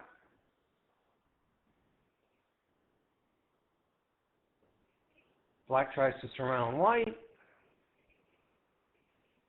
And white cuts, and now black is surrounded.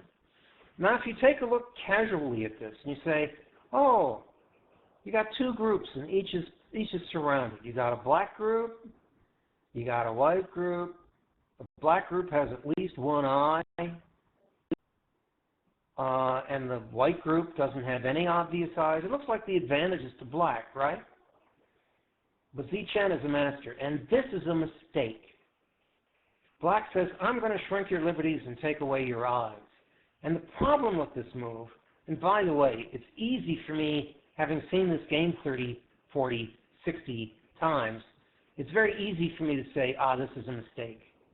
You know, I might make the same mistake or worse if I was playing. The problem with this is it doesn't make two eyes for black, and although it shortens white's liberties, it shortens black's liberties too.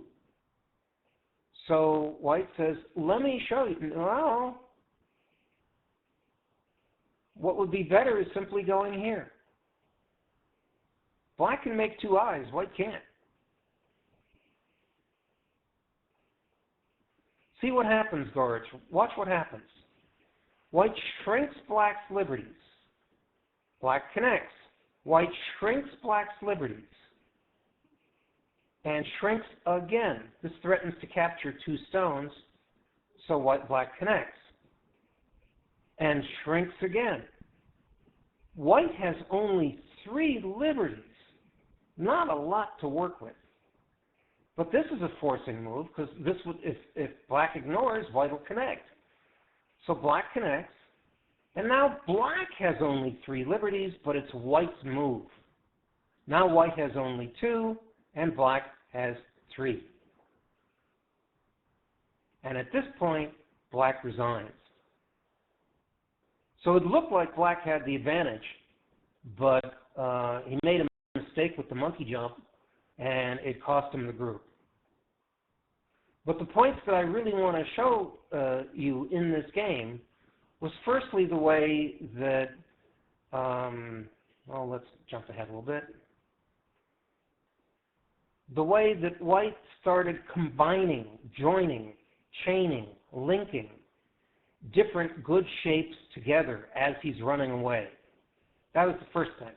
Second thing was I wanted to show you was the way that white lightly made the tripod group on the left and the way that white attacked using shape points. So are there any questions about this game? Especially shape kind of questions.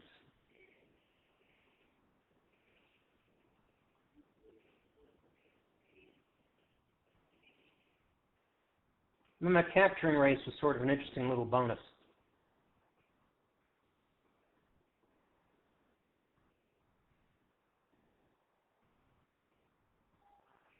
Okay, are we ready for the next one? Please be sure to close this board in order to get audio on the next board. And I will see you, that's if you're watching on KGS. And I will see you there. Oh, wait a minute. I watch a lot of games on KGS RIM, and in particular, I watch all kinds of games, but I tend to watch certain players more. If I see Koram playing, I'm going to look at his game. If I see Dsaun or Yoda playing, I'm going to look at his game. There's a good chance if I see Aguilar playing, I may watch his game. They're good players, and I know. But then the thing is, not all games really show good shape, because it's not that the players don't know the shape, but rather that they're so good with shape, they keep breaking the shape of their opponent. So they're not all good games for demonstration. And that's how I pick these games. But I just pick by watching a lot of games and choosing the ones that I thought showed something. Okay?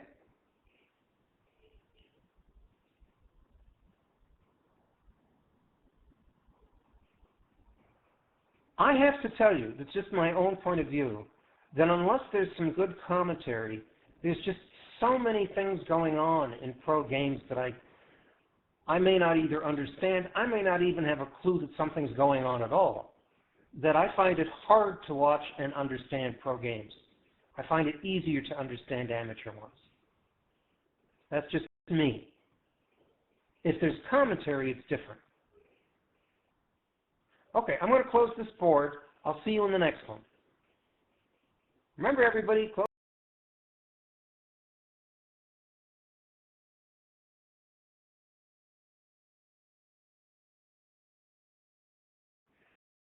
Hey, Gorge, I'm here too.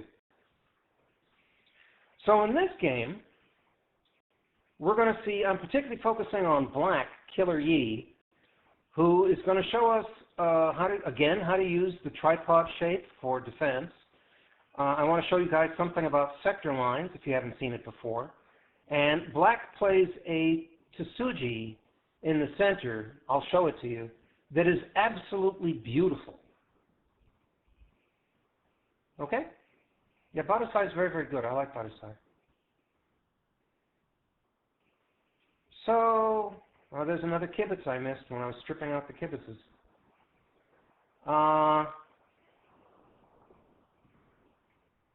This is Joseki.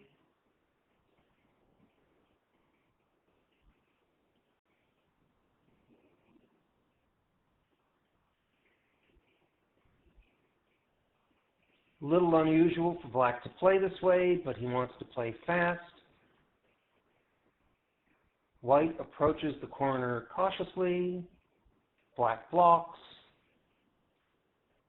White says, will you let me make a nice big super base on the right? Black says no, and White says it's all okay because I have another shape point. Now, this is not the dog's face. This is not the horse's face. This is sometimes called a giraffe's face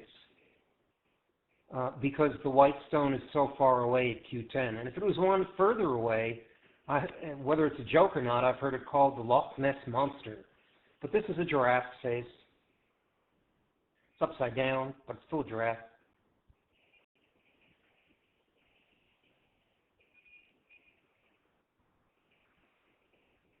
Now the Joseki, and White plays here, aiming at the Aji of the cut at E15.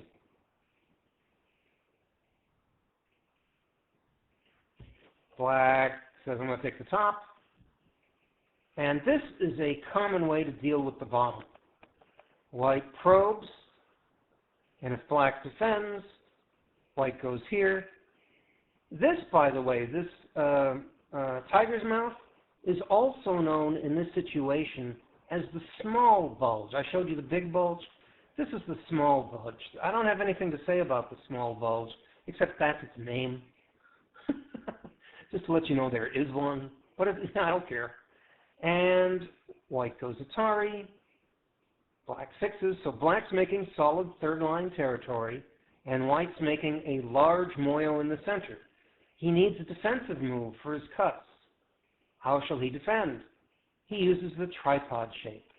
Is it absolutely solid? No. But if Black cuts too soon, it just helps White. Right? That would help White get a solid position. So Black's not going to do that. Black plays here. How the heck did he pick this spot? And if you've heard me talk about sector lines, you'll understand immediately. So let's talk about sector lines a minute. Let's mark both of the outposts of White's framework, his moyo. And imagine a straight line between those two stones. I can't draw a straight line using KGS tools. It's not exactly straight, but something like this, right? That's the best I can do. You can make it straighter in your mind. And here's the idea. If Black plays very deep, deeper than that line, it's very clear he can get surrounded. He may die. He's saying, I can live. And that would be an invasion.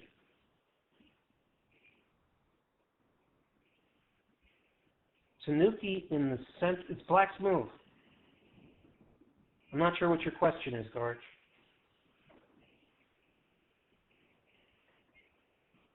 Let me finish showing this and think about how you want to phrase your question. I'll come back to you. If Black plays closer to his own stones, short of the sector line, it's very clear that White cannot surround him. So a move on the sector line or closer to his own stones is not an invasion, it's a reduction of White's territory. Which is better, reduction or an invasion? Answer, neither one. It depends on who's leading. Invasions steal more points. Reductions steal less points, but they're easier. The invasion is riskier. So before you decide on an invasion versus a reduction, you should probably try to estimate who's ahead. Count.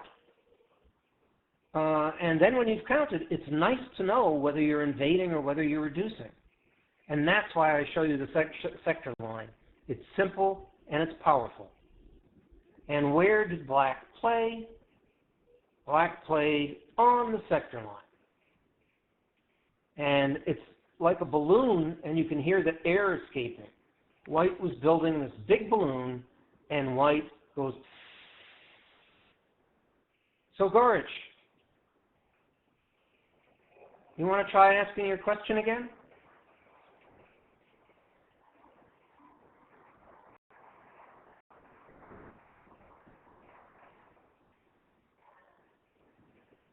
H10. Yep. This is black's move.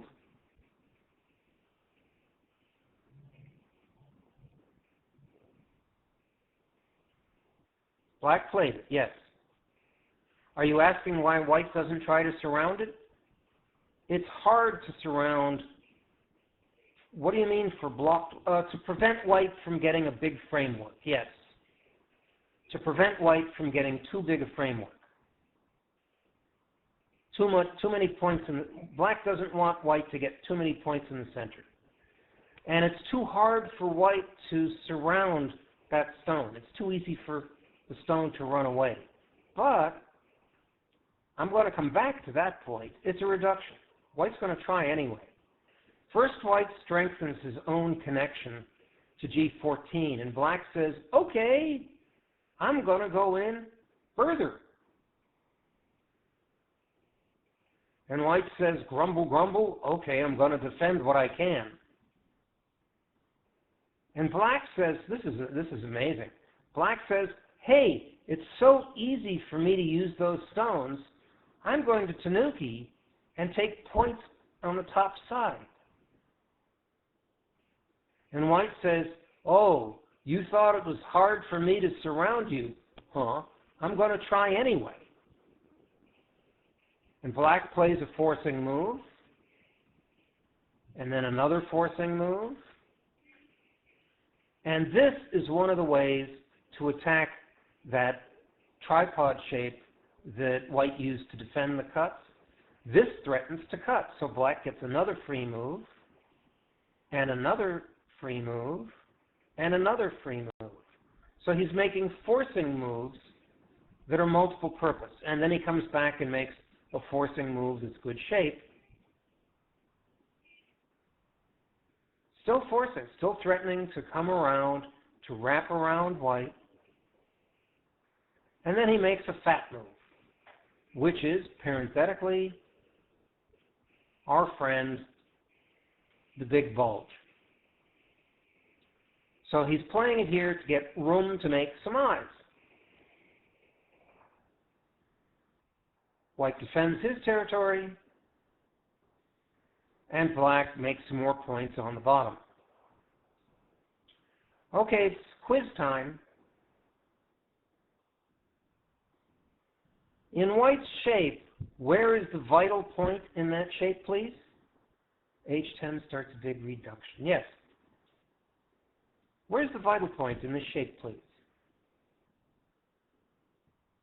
K4. You passed. You passed the quiz. So, white plays here. Now, this is one of the few times when I can actually draw the outposts of a framework and a perfectly straight sector line. So white is playing on the sector line, and black plays a sacrifice stone so he can link up the two other stones. And instead of playing that out, white first plays this probe in the corner. This is actually well timed. and white lives in the corner. Then he continues this sequence. Black sacrifices a stone and connects, and then comes back to live in the corner. J16 is bigger than K4. Yes, so.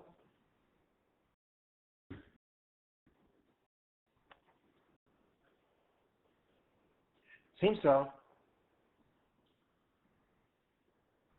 So, white's now alive in the corner. Black is defended with a small knight's move. Not small knight, a tiger's mouth move.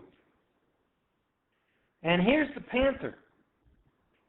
Remember I said that the panther can be used to surround the corner, it can be used to get into the center faster than your opponent, and it can also be used to slide into your opponent's potential territory, which is what black is doing here. White plays on the sector line again, and he says, I'm going to cut off your corner. Black says, I don't care. White says, really?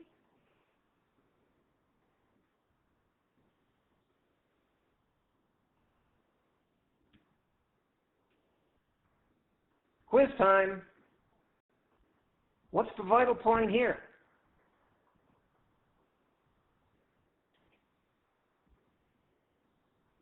Guys? K4. So now this is a vital point for both black and for white. But let's take care of some other business first.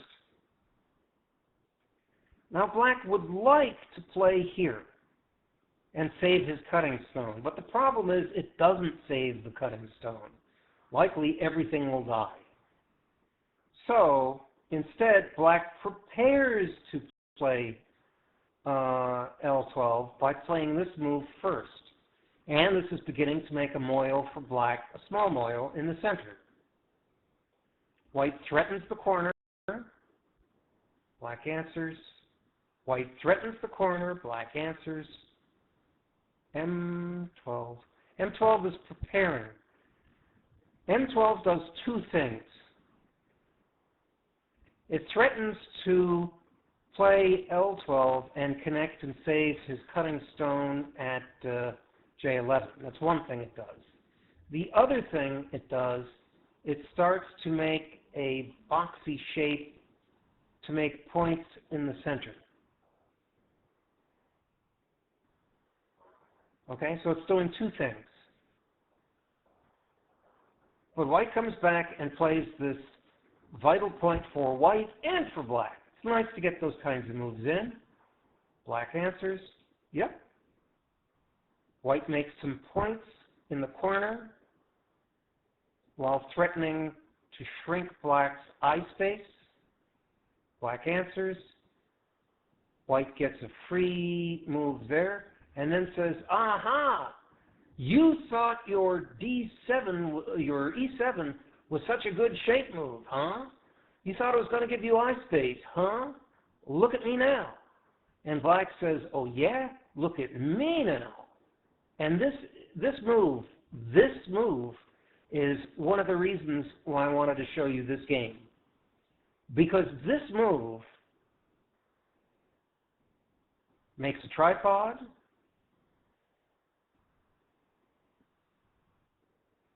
makes a half table,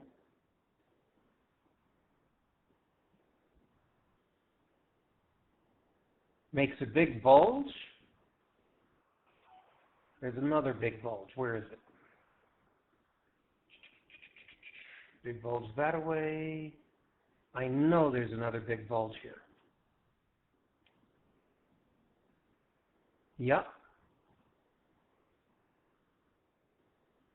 G8, J7, K, yeah, there it is. You got it, Lipita. Yep, good. G8, H, yeah, that's the one I just showed, I showed that big bulge. But this makes two big bulge, a tripod, and a half table, all in one move. So this move is absolutely splendid example of linking groups together um, linking shapes together, and in one move, well, maybe over-concentrated, but in one move, he's virtually guaranteed his eyes. It is a beautiful move. So that's why it is this move that made me pick this game to show you. So white says, okay, I'm going to cut off that cutting stone, so I'm connected, no worries. Black makes his moil, white shrinks the moil. Black says, I'll shrink your moil. And white says, okay, it's an exchange. I'll shrink your moil, yeah, well, I'll shrink yours back, I'll cut you. And it looks like black got something there and white got something there. K11 was a sacrifice.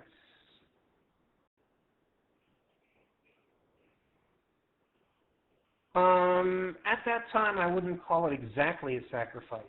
He was prepared for it to be a sacrifice. It was a light stone, so he didn't care about it at the time. At the time, he was trying to give some strength to his nearby two stones and to create some free forcing moves. And he did create some free forcing moves. But he wasn't very concerned with whether K11 lived or died. So if you want to think of it as a sacrifice, you can. But it's not completely dead yet. And white has to come back later to kill it.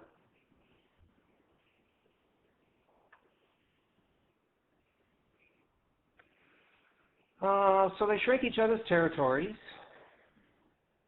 There's another thing I want to show you, and it's right here. You guys probably know, and certainly white says he knows, this shape. Aha, I know that shape. I can, was it Carpenter Square? I can kill you in the corner. I'll show you how. Aha, you have only one eye in the corner. Incidentally, this may be the game-losing move. Black does some cool stuff. He says, yeah, I only have one eye in the corner. Will you let me break out to my top group and kill two of your stones? No. Will you let me capture a stone and make an eye this way? No. Will you let me connect to the left? No. Okay, I've made a second eye on the outside. So now what black has an eye in the corner and an eye on the outside, and the best white can do is this. Now, that's a few points worse than if white had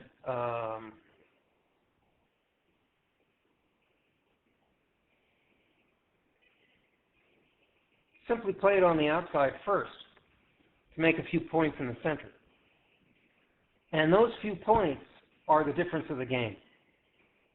So that might be the game-losing move. And white shall win. Black shall win. But only by a few points. I think 3.5 if I recall.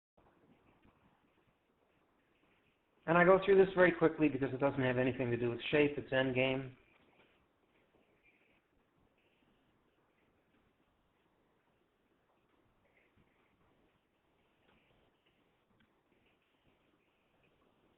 And we zoom through ahead. Come on. How many moves do I have? Well, we'll just zoom all the way. Black wins by 3.5 points.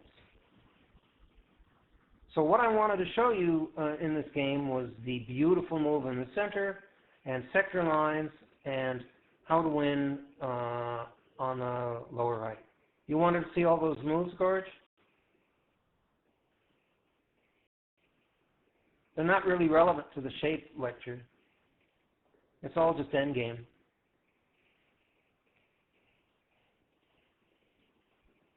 Are there any questions about this game before we move on to the next one?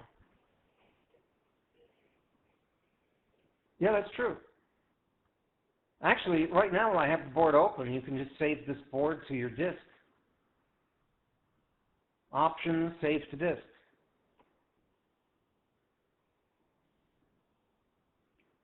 How are we doing for time? It's 1:24. I started at 11. That's 2.5 hours. And I have 3 games to go. The next game shows some more Dan magic. And I will introduce it after I open it. I'm going to close this board. Please, you close this board if you're watching on KGS. And I will see you on the next one. See you there.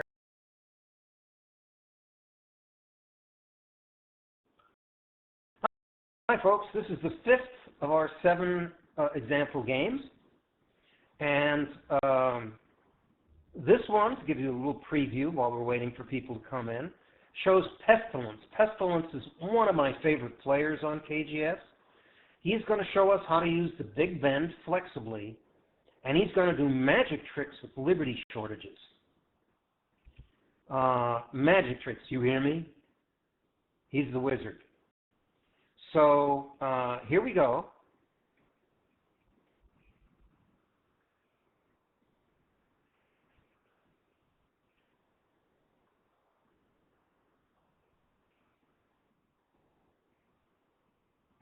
Different kind of opening. Pestilence is playing white.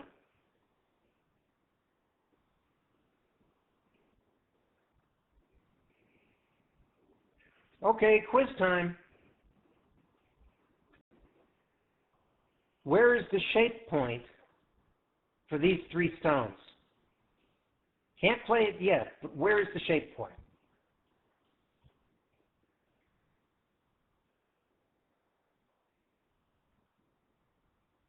There you go. You all get an A.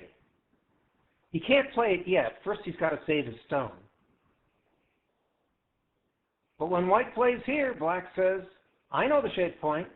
It immediately threatens to capture the 2 white stones.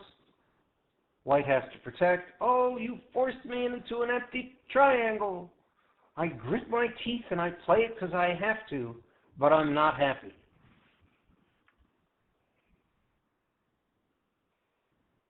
White threatens to capture, black connects. White comes out to surround, black cuts. This immediately threatens to capture. White makes a bamboo joint. And black protects his other side. White surrounds. Black makes good shape, running away with the dog's face while also threatening to surround white. White plays a sacrifice stone. Why? It's good play. Black has an easy answer, but white gets free forcing moves. Aha! So white got some extra strength by using that sacrifice stone. And white makes good shape with the half table. Aha! You like that? Okay. Black continues to put pressure on white. White says, how about I put pressure on you? Black says, I don't care, I'm focused. If you can give me a group worth 1, 2, 3, 4, 5, 6, 7, 8, 9 stones, I'll take that, and you can do something in my corner. And white says, I don't like that trade, let me make a big bend. This game is going to show us about big bends. Remember, the key to a big bend is flexibility and willingness to sacrifice something. White jumps out to the center, so does white. Black jumps out to the center, so does white. And black avoids getting his group surrounded by running out with a big bulge that is joined or linked to his dog's face. See how you combine shapes together and make them strong? Black's running out, but he's doing it with good shape while joining his shapes to a previous shape. It's a multi-purpose move. White makes some territory while still threatening to surround black. And black says, no, you can't surround me, I'm going to jump out again. And white says, gee, look at that, I got the bottom. And black says, yeah, you did, but here's the horse's face, and I am now surrounding you.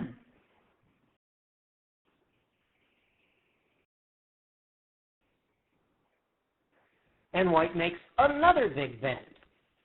Now, we're going to keep our eyes. Yes, white got points on the bottom side, true. But white has two weak points here, right? The points in the big bend. We're going to have to keep our eye on those.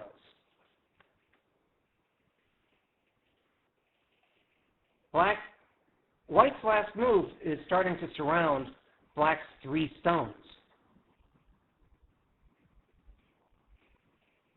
The 3 stones are starting to get surrounded. So, black reaches out towards them.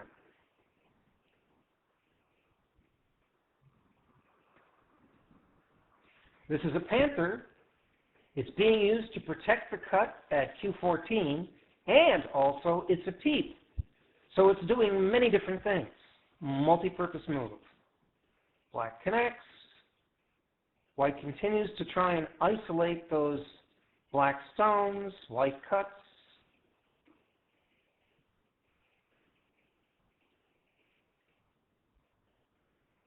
Atari.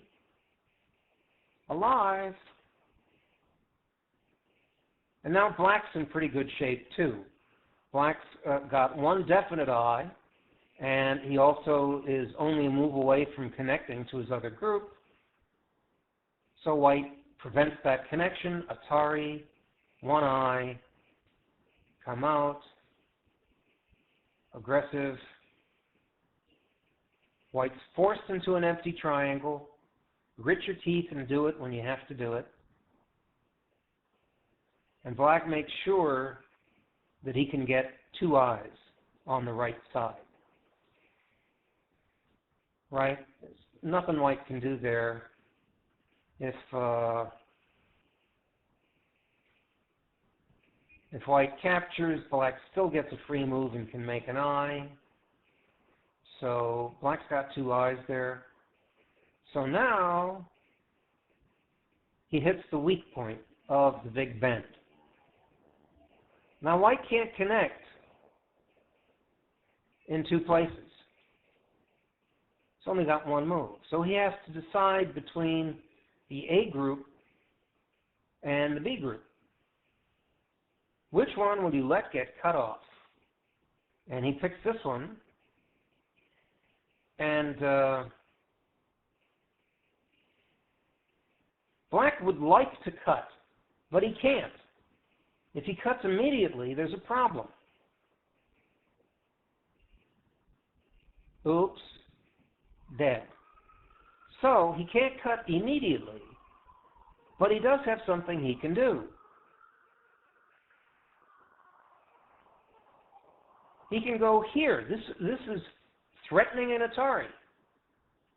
And if white blocks, white did block, now black can cut. White saves his cutting stone in Sente, threatens, threatens, threatens, threatens,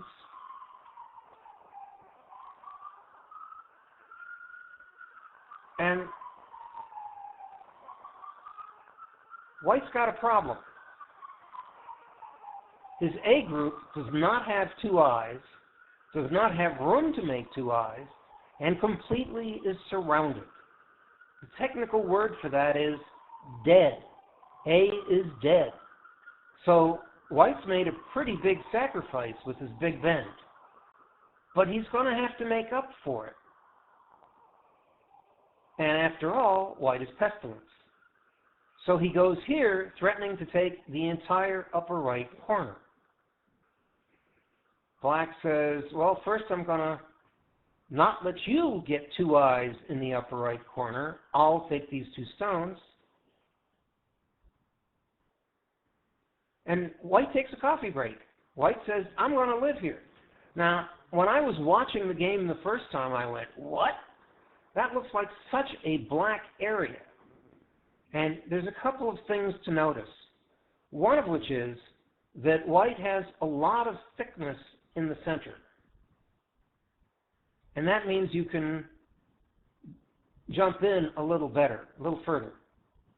But it's not that thick. It's actually, it's thick, but no, it could be thicker. But white's got magic tricks. Black says, no, you can't have an eye by making a base to the south. White jumps away to the center lightly. No eye for you along the edge. Will you let me connect? No. Tell you what, though, I'll make another big bend, and guess what? I make a table shape. Now who's surrounding whom? Are you going to surround A, or am I going to surround B?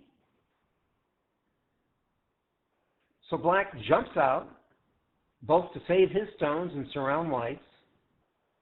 And white says, okay, no problem, I'm connected. I just killed 2 stones. So white made it look easy, effortless, to jump into the heart of black's framework and live. And black says, okay, I'm going to live on the upper right. And white says, show me.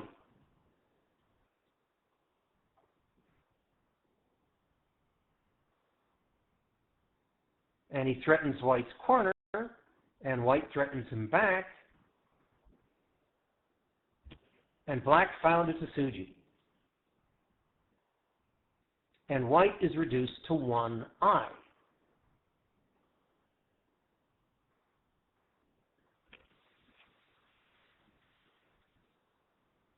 So it looks like a capturing race. And white's only got 2 liberties? Atari.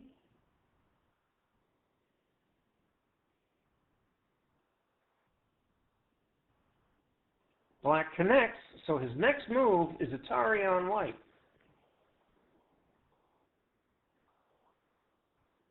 But white plays this move. Now,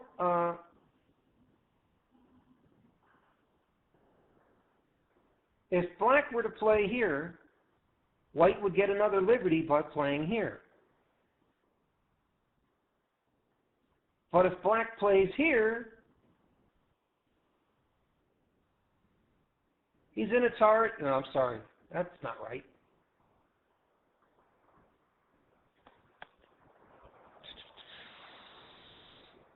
If black plays here, he's dead. It's been a long time. So even though white has only 2 liberties, white has captured black by capturing black in a shortage of liberties. So the answer is, white's alive, black's dead. But wait, there's more. Let's do it again. Black plays here, white takes. And then we go somewhere else. White says, hey, are you really alive there? And white says, yes, I am. Sure? Yes, I am. Sure? Yes, I am. And it's starting to get messy. And white again has only 2 liberties. White's close to death.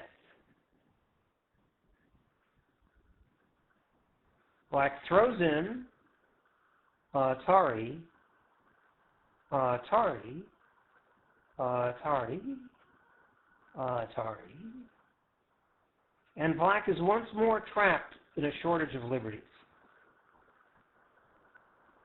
And he can't even play here, because that's self-Atari. So white's connected, and black is dead. Could be.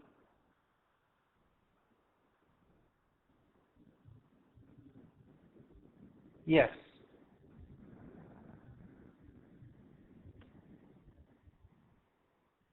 I don't know, Scobie. Black played here. white played there, and now black did resign. White wins by resignation.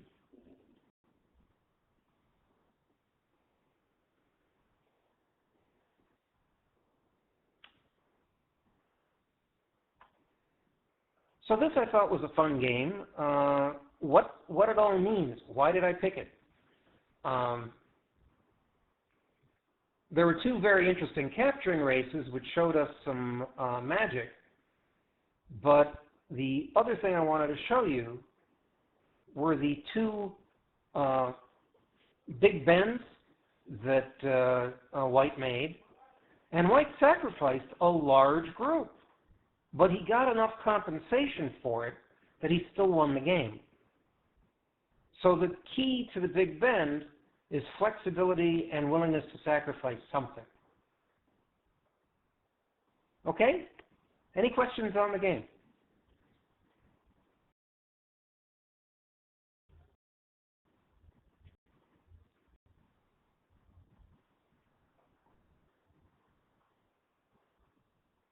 Okay. So I'm going to close this board. Once more, if you're watching on KGS, please be sure to close this board too, so you get audio in the next one.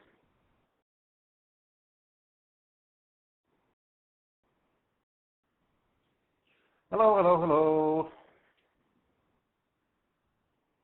So my shorthand name, my nickname for this game is Epic Fail, because black is a 5-dan. He's a strong player, and he knows shape, and he plays good shape throughout this entire game.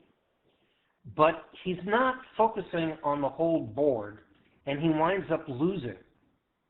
And it's very easy to make fun of him because of that. But actually, he doesn't deserve it. He's actually a good player. So I have withheld his name.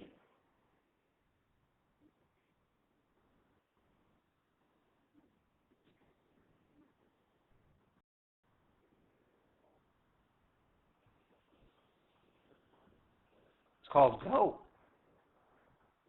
I've taken out the name of Black Gorich to give the fellow a little bit of pride. Because he's a good player, and this is his bad game. Do you understand? So I call this game Epic Fail. There's a player named Epic Fail. I'm protecting the black player. I changed his name to Name Withheld. I'm hiding his name to protect his reputation. He's a 5-dan. He still plays on KGS. But it's not his good game. It's his bad game. So I'm hiding his name. If you want to save this game, click Options, Save to Disk. Yeah, I'm a 5-dan in my dreams. Hang on.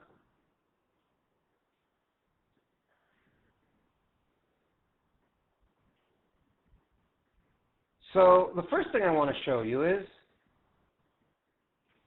in my dreams. Here's the big bulge being used to attack and surround the corner. And this is actually kind of common way to attack a 3-4 stone when you have this many stones. But there is a problem with this. And the problem is that black has spent 3 moves out of, there's only been 7 moves played. And he's played 3 moves against 1 white move to get that corner. So it seems like too much effort for one place. And white says, okay, I'll go somewhere else. And white's playing much faster development.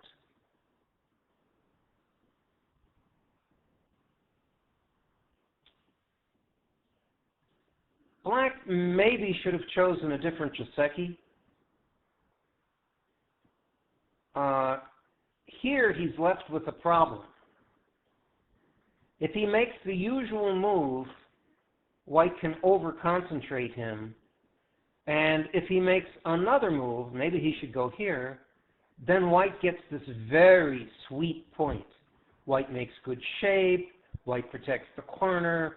White removes one of black's liberties. So this is too nice for white. So usually black stands up. But in this case, it's painful because now black's over-concentrated and still under attack. So maybe black should have chosen a different Joseki. Black makes the high table or long table. It's good shape. And white says, okay, I'm going to take some points.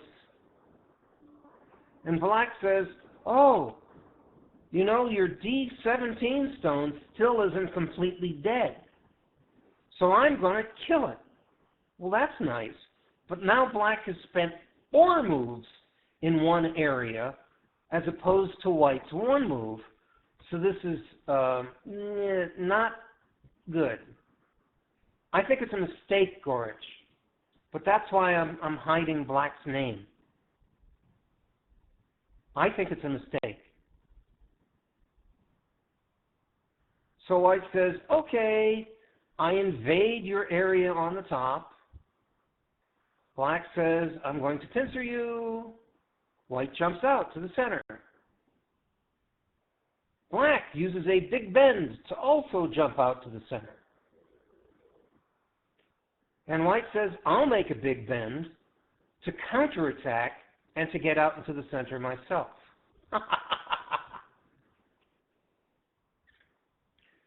So black protects, and now white sacrifices a stone in order to make good shape.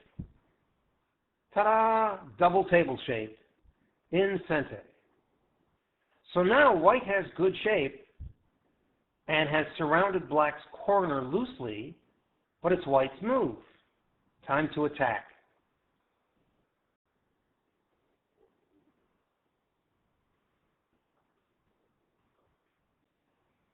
So white's connected, and this is just wrong. A better move for black would be to make a shape move. The problem with this is black is trying to surround a corner when white can come in from 2 different directions. So white, of course, plays here. Well, white breaks his shape with this move and continues to break it. So the question I have for you now is, and let's say no one above 10Q answer this. See if the double-digit Qs can answer this. How many eyes does black have?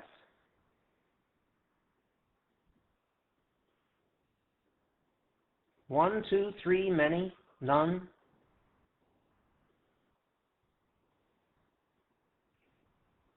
Any of you double-digit Qs want to try? 10Q or weaker? How many eyes does black have?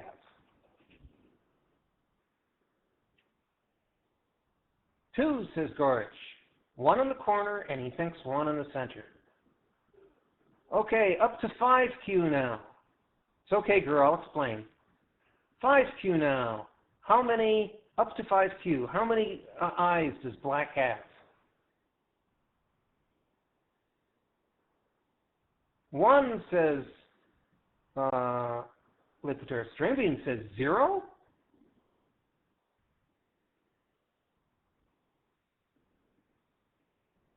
I think he's got 1.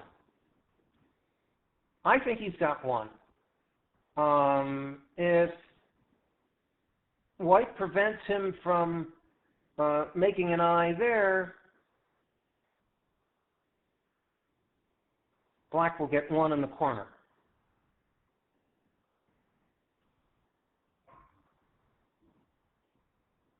And if white spoils an eye here, I'm not sure that even takes away the eye. He's still got an eye, doesn't he? He's got 1 in the corner. Yeah. He's got 1 in the corner. And if white lets him, if black takes the time he can do a second eye here. But that depends. What I'm trying to get at through all of this, despite my fumbling around, black has one eye in the corner and is running. He needs to take the time to make a second eye in the center. That's how I see this, one eye and running. Is that fair? Ten Qs agree with me now? Okay. One eye, black can make one eye in the corner, right? White can't take away the one eye. White's going to make one eye in the corner, but not two, just one. And then black needs to make another eye in the center. So black has one eye and is running. If he takes the time, he can make another eye in the center, but he needs to take the time. So let's just keep an eye on that and remember, one eye and running. And white says, hey, look, you spent 4 moves to kill my 1 stone. Will you spend 5? And white says, yeah, I'll spend 5. Yeah. And white makes sort of a shape move. And black does a nice job invading the corner. And black's alive in the corner. So black did well there. And white protects his corner, otherwise black could play at R3. And black comes out to the center, making this big bend, which may not be the best choice.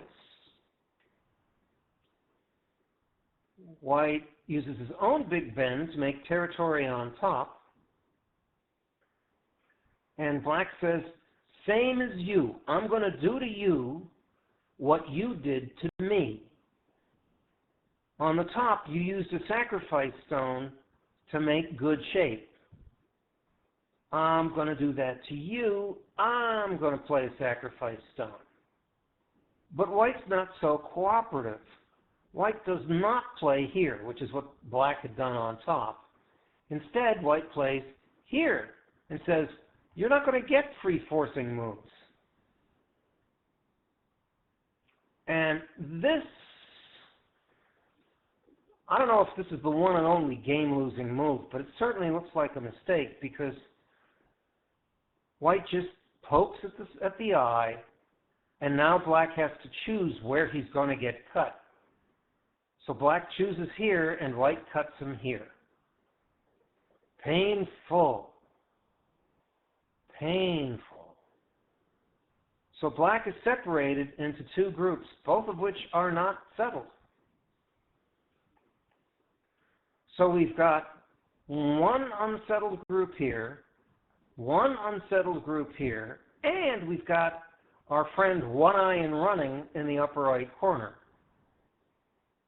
The stronger white gets in the center, the weaker C will get. So black makes this move. Hi, Lennox-Goo. So what is this? Is that a broken table?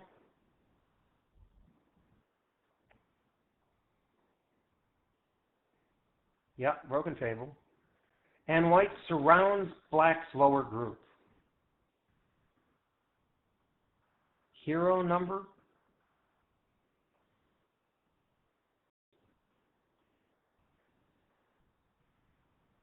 Hero hashtag. And black does a pretty good job here. Now this is also a blitz game. So, you know, you got to make allowances. But I don't care. It illustrates my point. Oh, I see. Thank you. Thank you for explaining, Nemi. Black did a pretty good job there on the right. He uses forcing moves, and then he makes an eye, and he can connect to the right side to make another eye there. So black's doing pretty good. White saves his bottom group. and white comes around to attack the black center. But as I said, as white gets stronger in the center, one eye in running is crying because he's got a harder run to the center to make.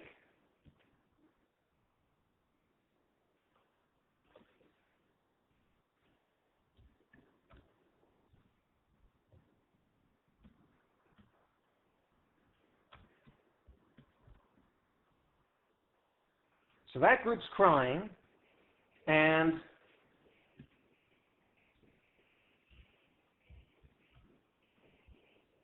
that group's crying too. Yeah.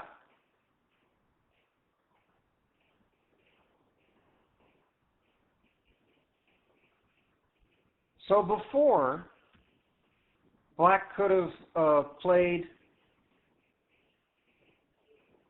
at Q14, but if he does, then his bottom group's in trouble. And if he plays on the bottom, then white goes after one eye in running. It's now one eye in dying. Oh, do you let me make a second eye this way? Nope. But this makes a second eye, doesn't it? Nope. Aha! Peeps.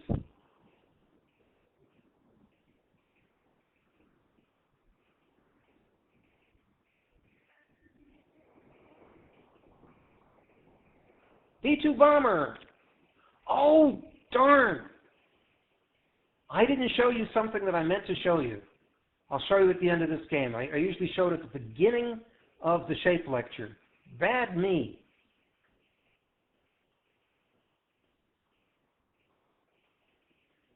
And black could have done a little bit better here. Black could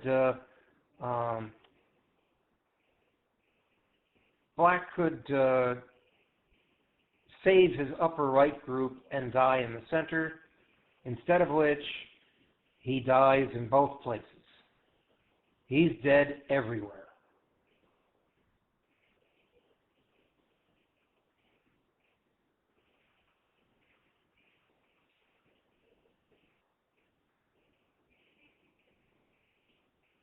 Black's dead. Black's dead in the upper right and dead in the lower center. And at this point, black resigns. So what's the moral of this game? The moral is that good shape is a tool, but not a goal. You need to still look at the whole board and play in the necessary areas.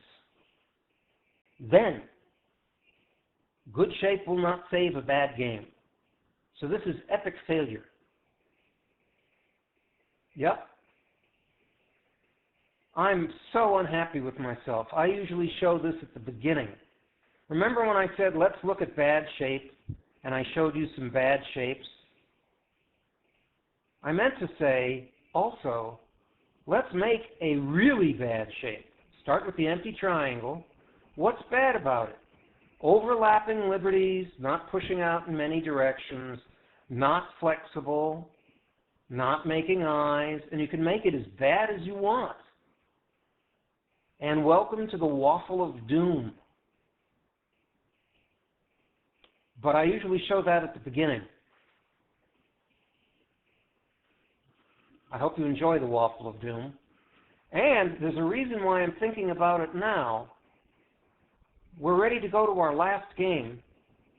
And the last game is the one I call dessert because it's so tasty. And you will see a good player forced into something strongly resembling the waffle of doom.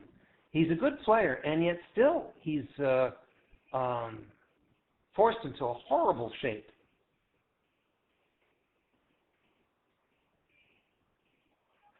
Not flexible and not eyes. Right. So, did anybody have any questions about this game before we move on?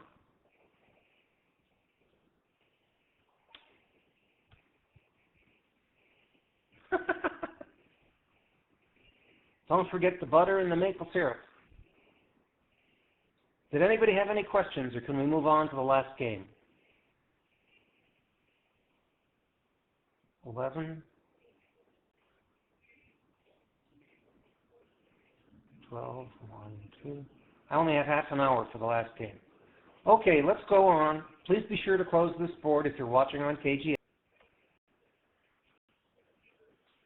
Hello, hello, hello. This is the last example game, number 7 of 7. I call it dessert because it's so tasty. The player of white is a fellow named Rose Duke. 1, 2, 3, test, test, test. Can you hear me, Linux Goo? Did you remember to leave the last board? Okay, good. Rose Duke is the strongest player in, well, he's from South Africa, but I think he's the strongest player in Africa. He's a wonderful player. I don't think he plays on KGS anymore, but he's wonderful. And in this game, we're going to have a quiz. Oh no, he didn't tell me there was going to be a test. I didn't study. It's all right. Everybody passes. We're going to have a quiz. I'm going to pause at several points in the game and ask you what shape is being made, because they use just about every shape that I show in my shape lecture. But before we do that, I want to show you something that Rose Duke does in the course of the game, which is a little unusual. All of you know the tiger's mouth, right? And it's used to defend the cutting point, and we've seen it a number of times. But Rose Duke does something a little different. He plays sort of the opposite of the tiger's mouth, a reverse tiger's mouth. Same shape, but it looks backwards. And it's inviting to be cut. Gorich, some people are videotaping this. You're sending me a message, and I can't answer the message. I need to continue the lecture. I only have half an hour left. Okay? So, Rose Duke is inviting to be cut. He's saying, cut me, cut me. It's like Emogo, cut me. And then what he's saying is, whatever you cut, you can have. You can have the unimportant part, and I will keep the important part.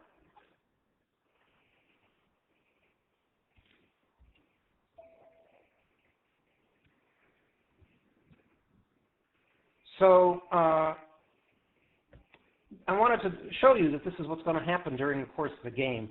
It happens later in the game, and it's sort of wonderful. So black starts off with Tengen. Are we having fun yet? And how does white continue? Yeah, we know it's not Barusai. We know it's not Barusai. He doesn't like Tengen. But take a look at 06. How many of us would play 06? And again, I'm saying, are we having fun yet? You can see why I consider this game so tasty. I like that, Aldous. So black says, I'm going to play for outside and right side. And white says, I'm going to go outside, you're outside. Okay, I'll take the corner. I'll take outside. I'll sacrifice a stone.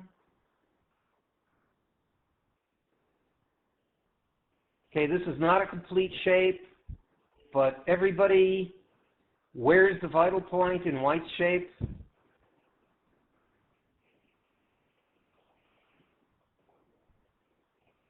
Right. Now, white doesn't play it immediately, but that's the vital point, and if he did, it would be a double table. So moving right along, white plays what? 5-5? Are we having fun?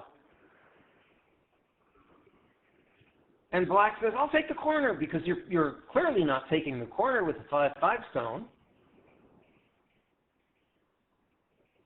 And white says, you're right, I'm taking the outside.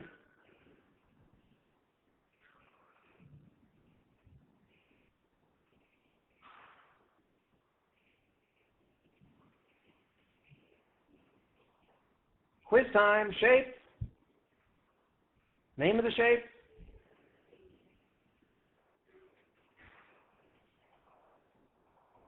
Dog's face. Or little sake bottle, small sake bottle, either one. Woof. Woof.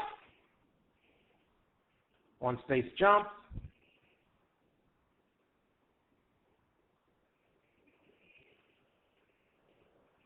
Break your shape.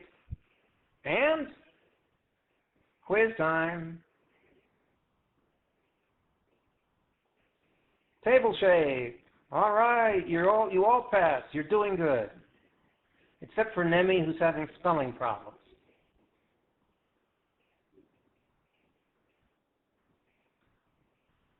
Shape.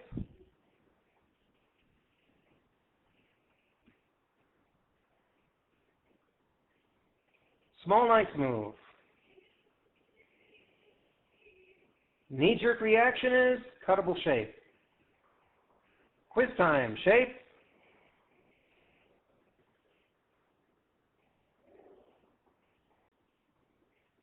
Big knife. Okay, good.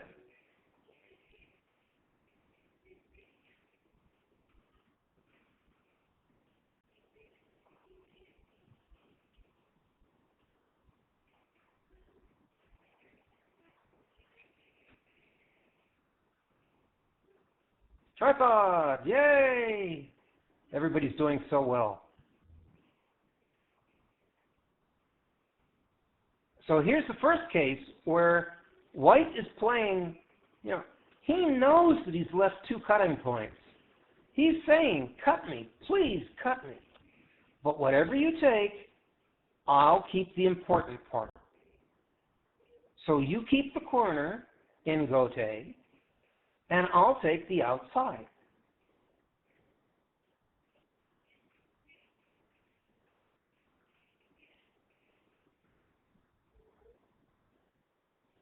Horse's face, or long sake bottle. Now, just to be complete, I'll mention this, but I don't really include it because it's already broken by the black stone. But yeah, it's also same shape.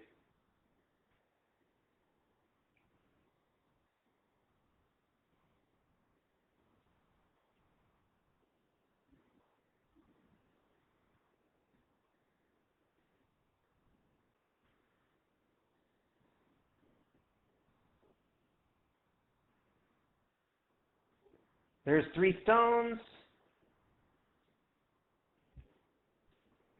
Where are the key points in those 3 stones? Play in the center of 3, either here, 1 space away, or here, 2 spaces away. But those are the shape points. And white plays this, which is a peep and a panther. Slinking towards Jerusalem. It's a peep. Black ignores.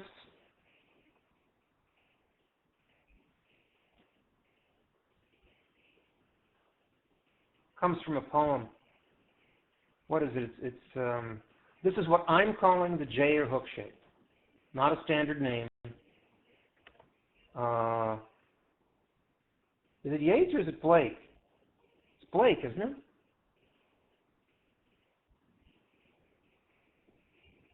I think it's Blake.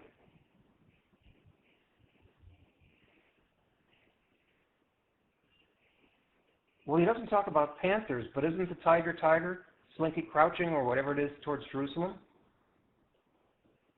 So it's Blake, even though it's not a panther, it's a tiger in the poem. Anyway, I can look later.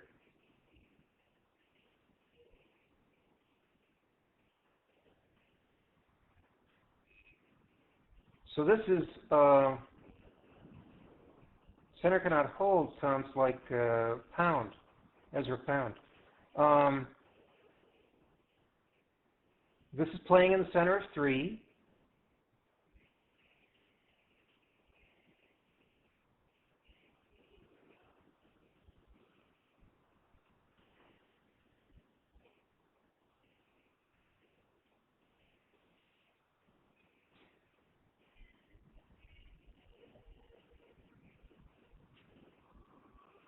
Big bend. Trying to surround white. Good, good. Do any of you guys remember this?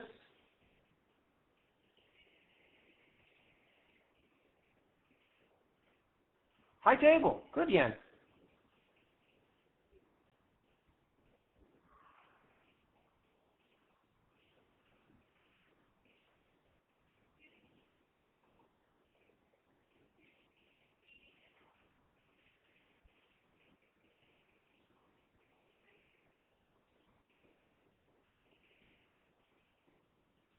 Cut, surround,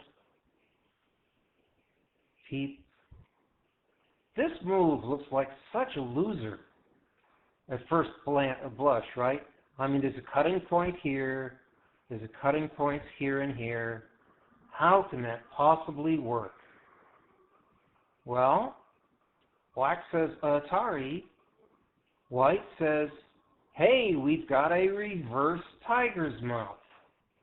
Cut me, please cut me.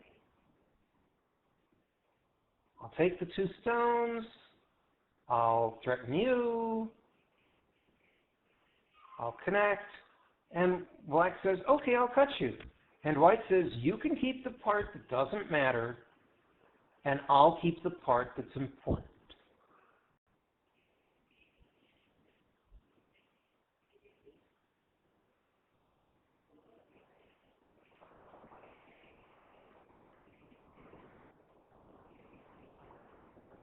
They use just about every shape I mentioned in the shape lecture. Not table, double table or mouth. Hi, Minigen. And now black is peeping from both sides. So black is threatening to cut at Q14. White says, I don't care, and guess what? Here's our shape of the game, the reverse tiger's mouth. Black threatens to capture 2 stones, white connects. Black tries to save everything. By the way, just as a little sort of aside, you know, we're at move 125, and nobody's played in the upper left corner 1 move. Kind of fun, isn't it? Cut me, and white separates the 2 groups and plays a reverse tiger's mouth. Cut me again.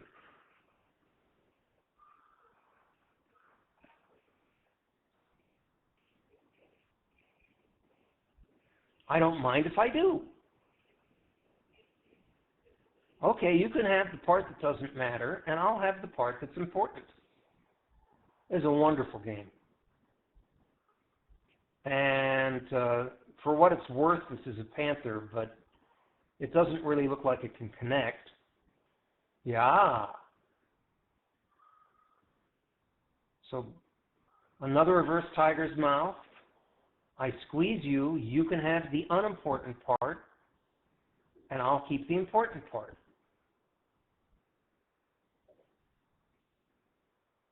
Well, in case you didn't see it, Atari, Atari, Atari,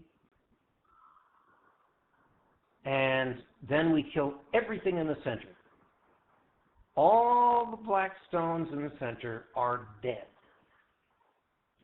The upper left corner hasn't even been decided. A and B are dead. The black group at C will probably capture the 2 stones here, but C can expect more pain. Now, remember I showed you the waffle of doom? For a 6 Dsaun to be forced into this kind of shape is absolutely demoralizing. Ouch. So it's a fun game. I consider it just fun from beginning to end. Let me ask first if you have one of the little, if you're bored and you've got nothing to do, you can try and count how many B-2 bombers you can find in this shape of black. There's several.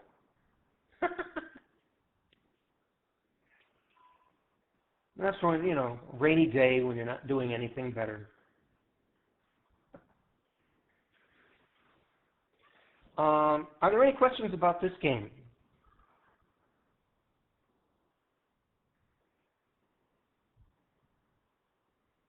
More. Keep going. More than 4. It's either 5 or 6, I think. I've forgotten. 6? You found 6? Eddie sees 6. I think 6 is the right answer. But I'll let you guys figure it out. First, are there questions about this game? We've made it in time. Why was it important we make it in time? There's a tournament that's going to happen. The KGS tournament is going to start in 13 minutes. I'd like to mention something to you.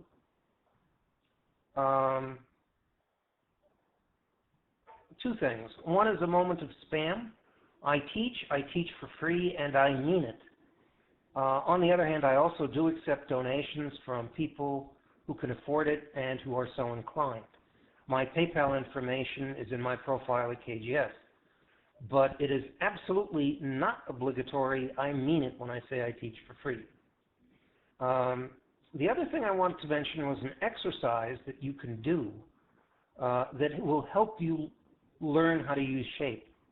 There are a couple exercises. There's a few.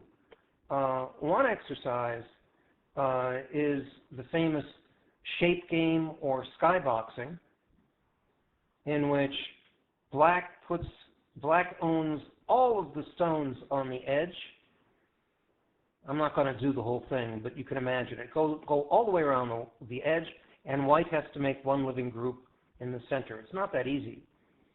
But my favorite shape exercise is the 3 alive exercise. And in the 3 alive exercise, you need a stronger player and a weaker player. The weaker player takes white and gives black a handicap. I usually start off with 6 stones. And the idea for white, points don't matter in this exercise. White is trying to make 3 separate living groups. Seki counts as alive. And black, in the spirit of the game, tries not to push white into joining his groups because you need 3 separate living groups. And if white can make moves that are multiple purpose, that are forcing, that are good shape, then white has a pretty easy time making a third. It's a little more complicated than that, Blade. I mean, yes, that's the usual way it happens.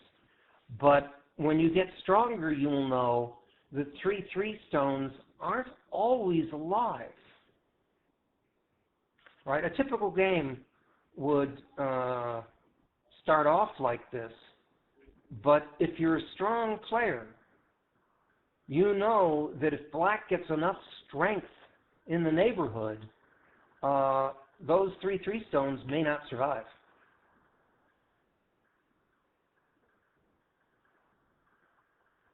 Yeah, so this is a typical way to start, but for stronger players, it's not a guarantee. If I was playing Eddie, Eddie would probably try and not only kill my third group, but use the strength that he gets to kill one of those 3/3 stones. But anyway, that's an interesting side point. And Don players can have fun with that. But for the Q players, just trying to make a third group alive can be very difficult. And if you've got good shape, forcing moves, multiple purpose moves, contact moves, it's a lot easier to make that third living group. So I recommend this. All you need is a stronger player and a weaker player. When I have time, I sometimes do it, but we only have a maximum of 10 minutes left. So that's it. Are there any questions at all about shape? About the games I showed? I want to thank you all for watching, and I want to thank those people who helped and those people who corrected me when I goofed. As I say, if this is the first time, I wonder. I'm not that happy. We'll see. I'd love to be able to record it myself and be able to record it clean. If this is the first time that you're thinking about shape and you are 10Q or weaker and you start using those shapes in your game, it's not an instant cure for everything, but it will make your games easier both in attacking and defending, and will probably be worth about a 2-stone promotion almost instantly. I've had people come back to me after the shape lecture and say, "It's magic, you were right, it works." And yes, and go, shape counts. No questions? Thank you for the thank yous. I will see you later. Take care. Welcome. Bye-bye.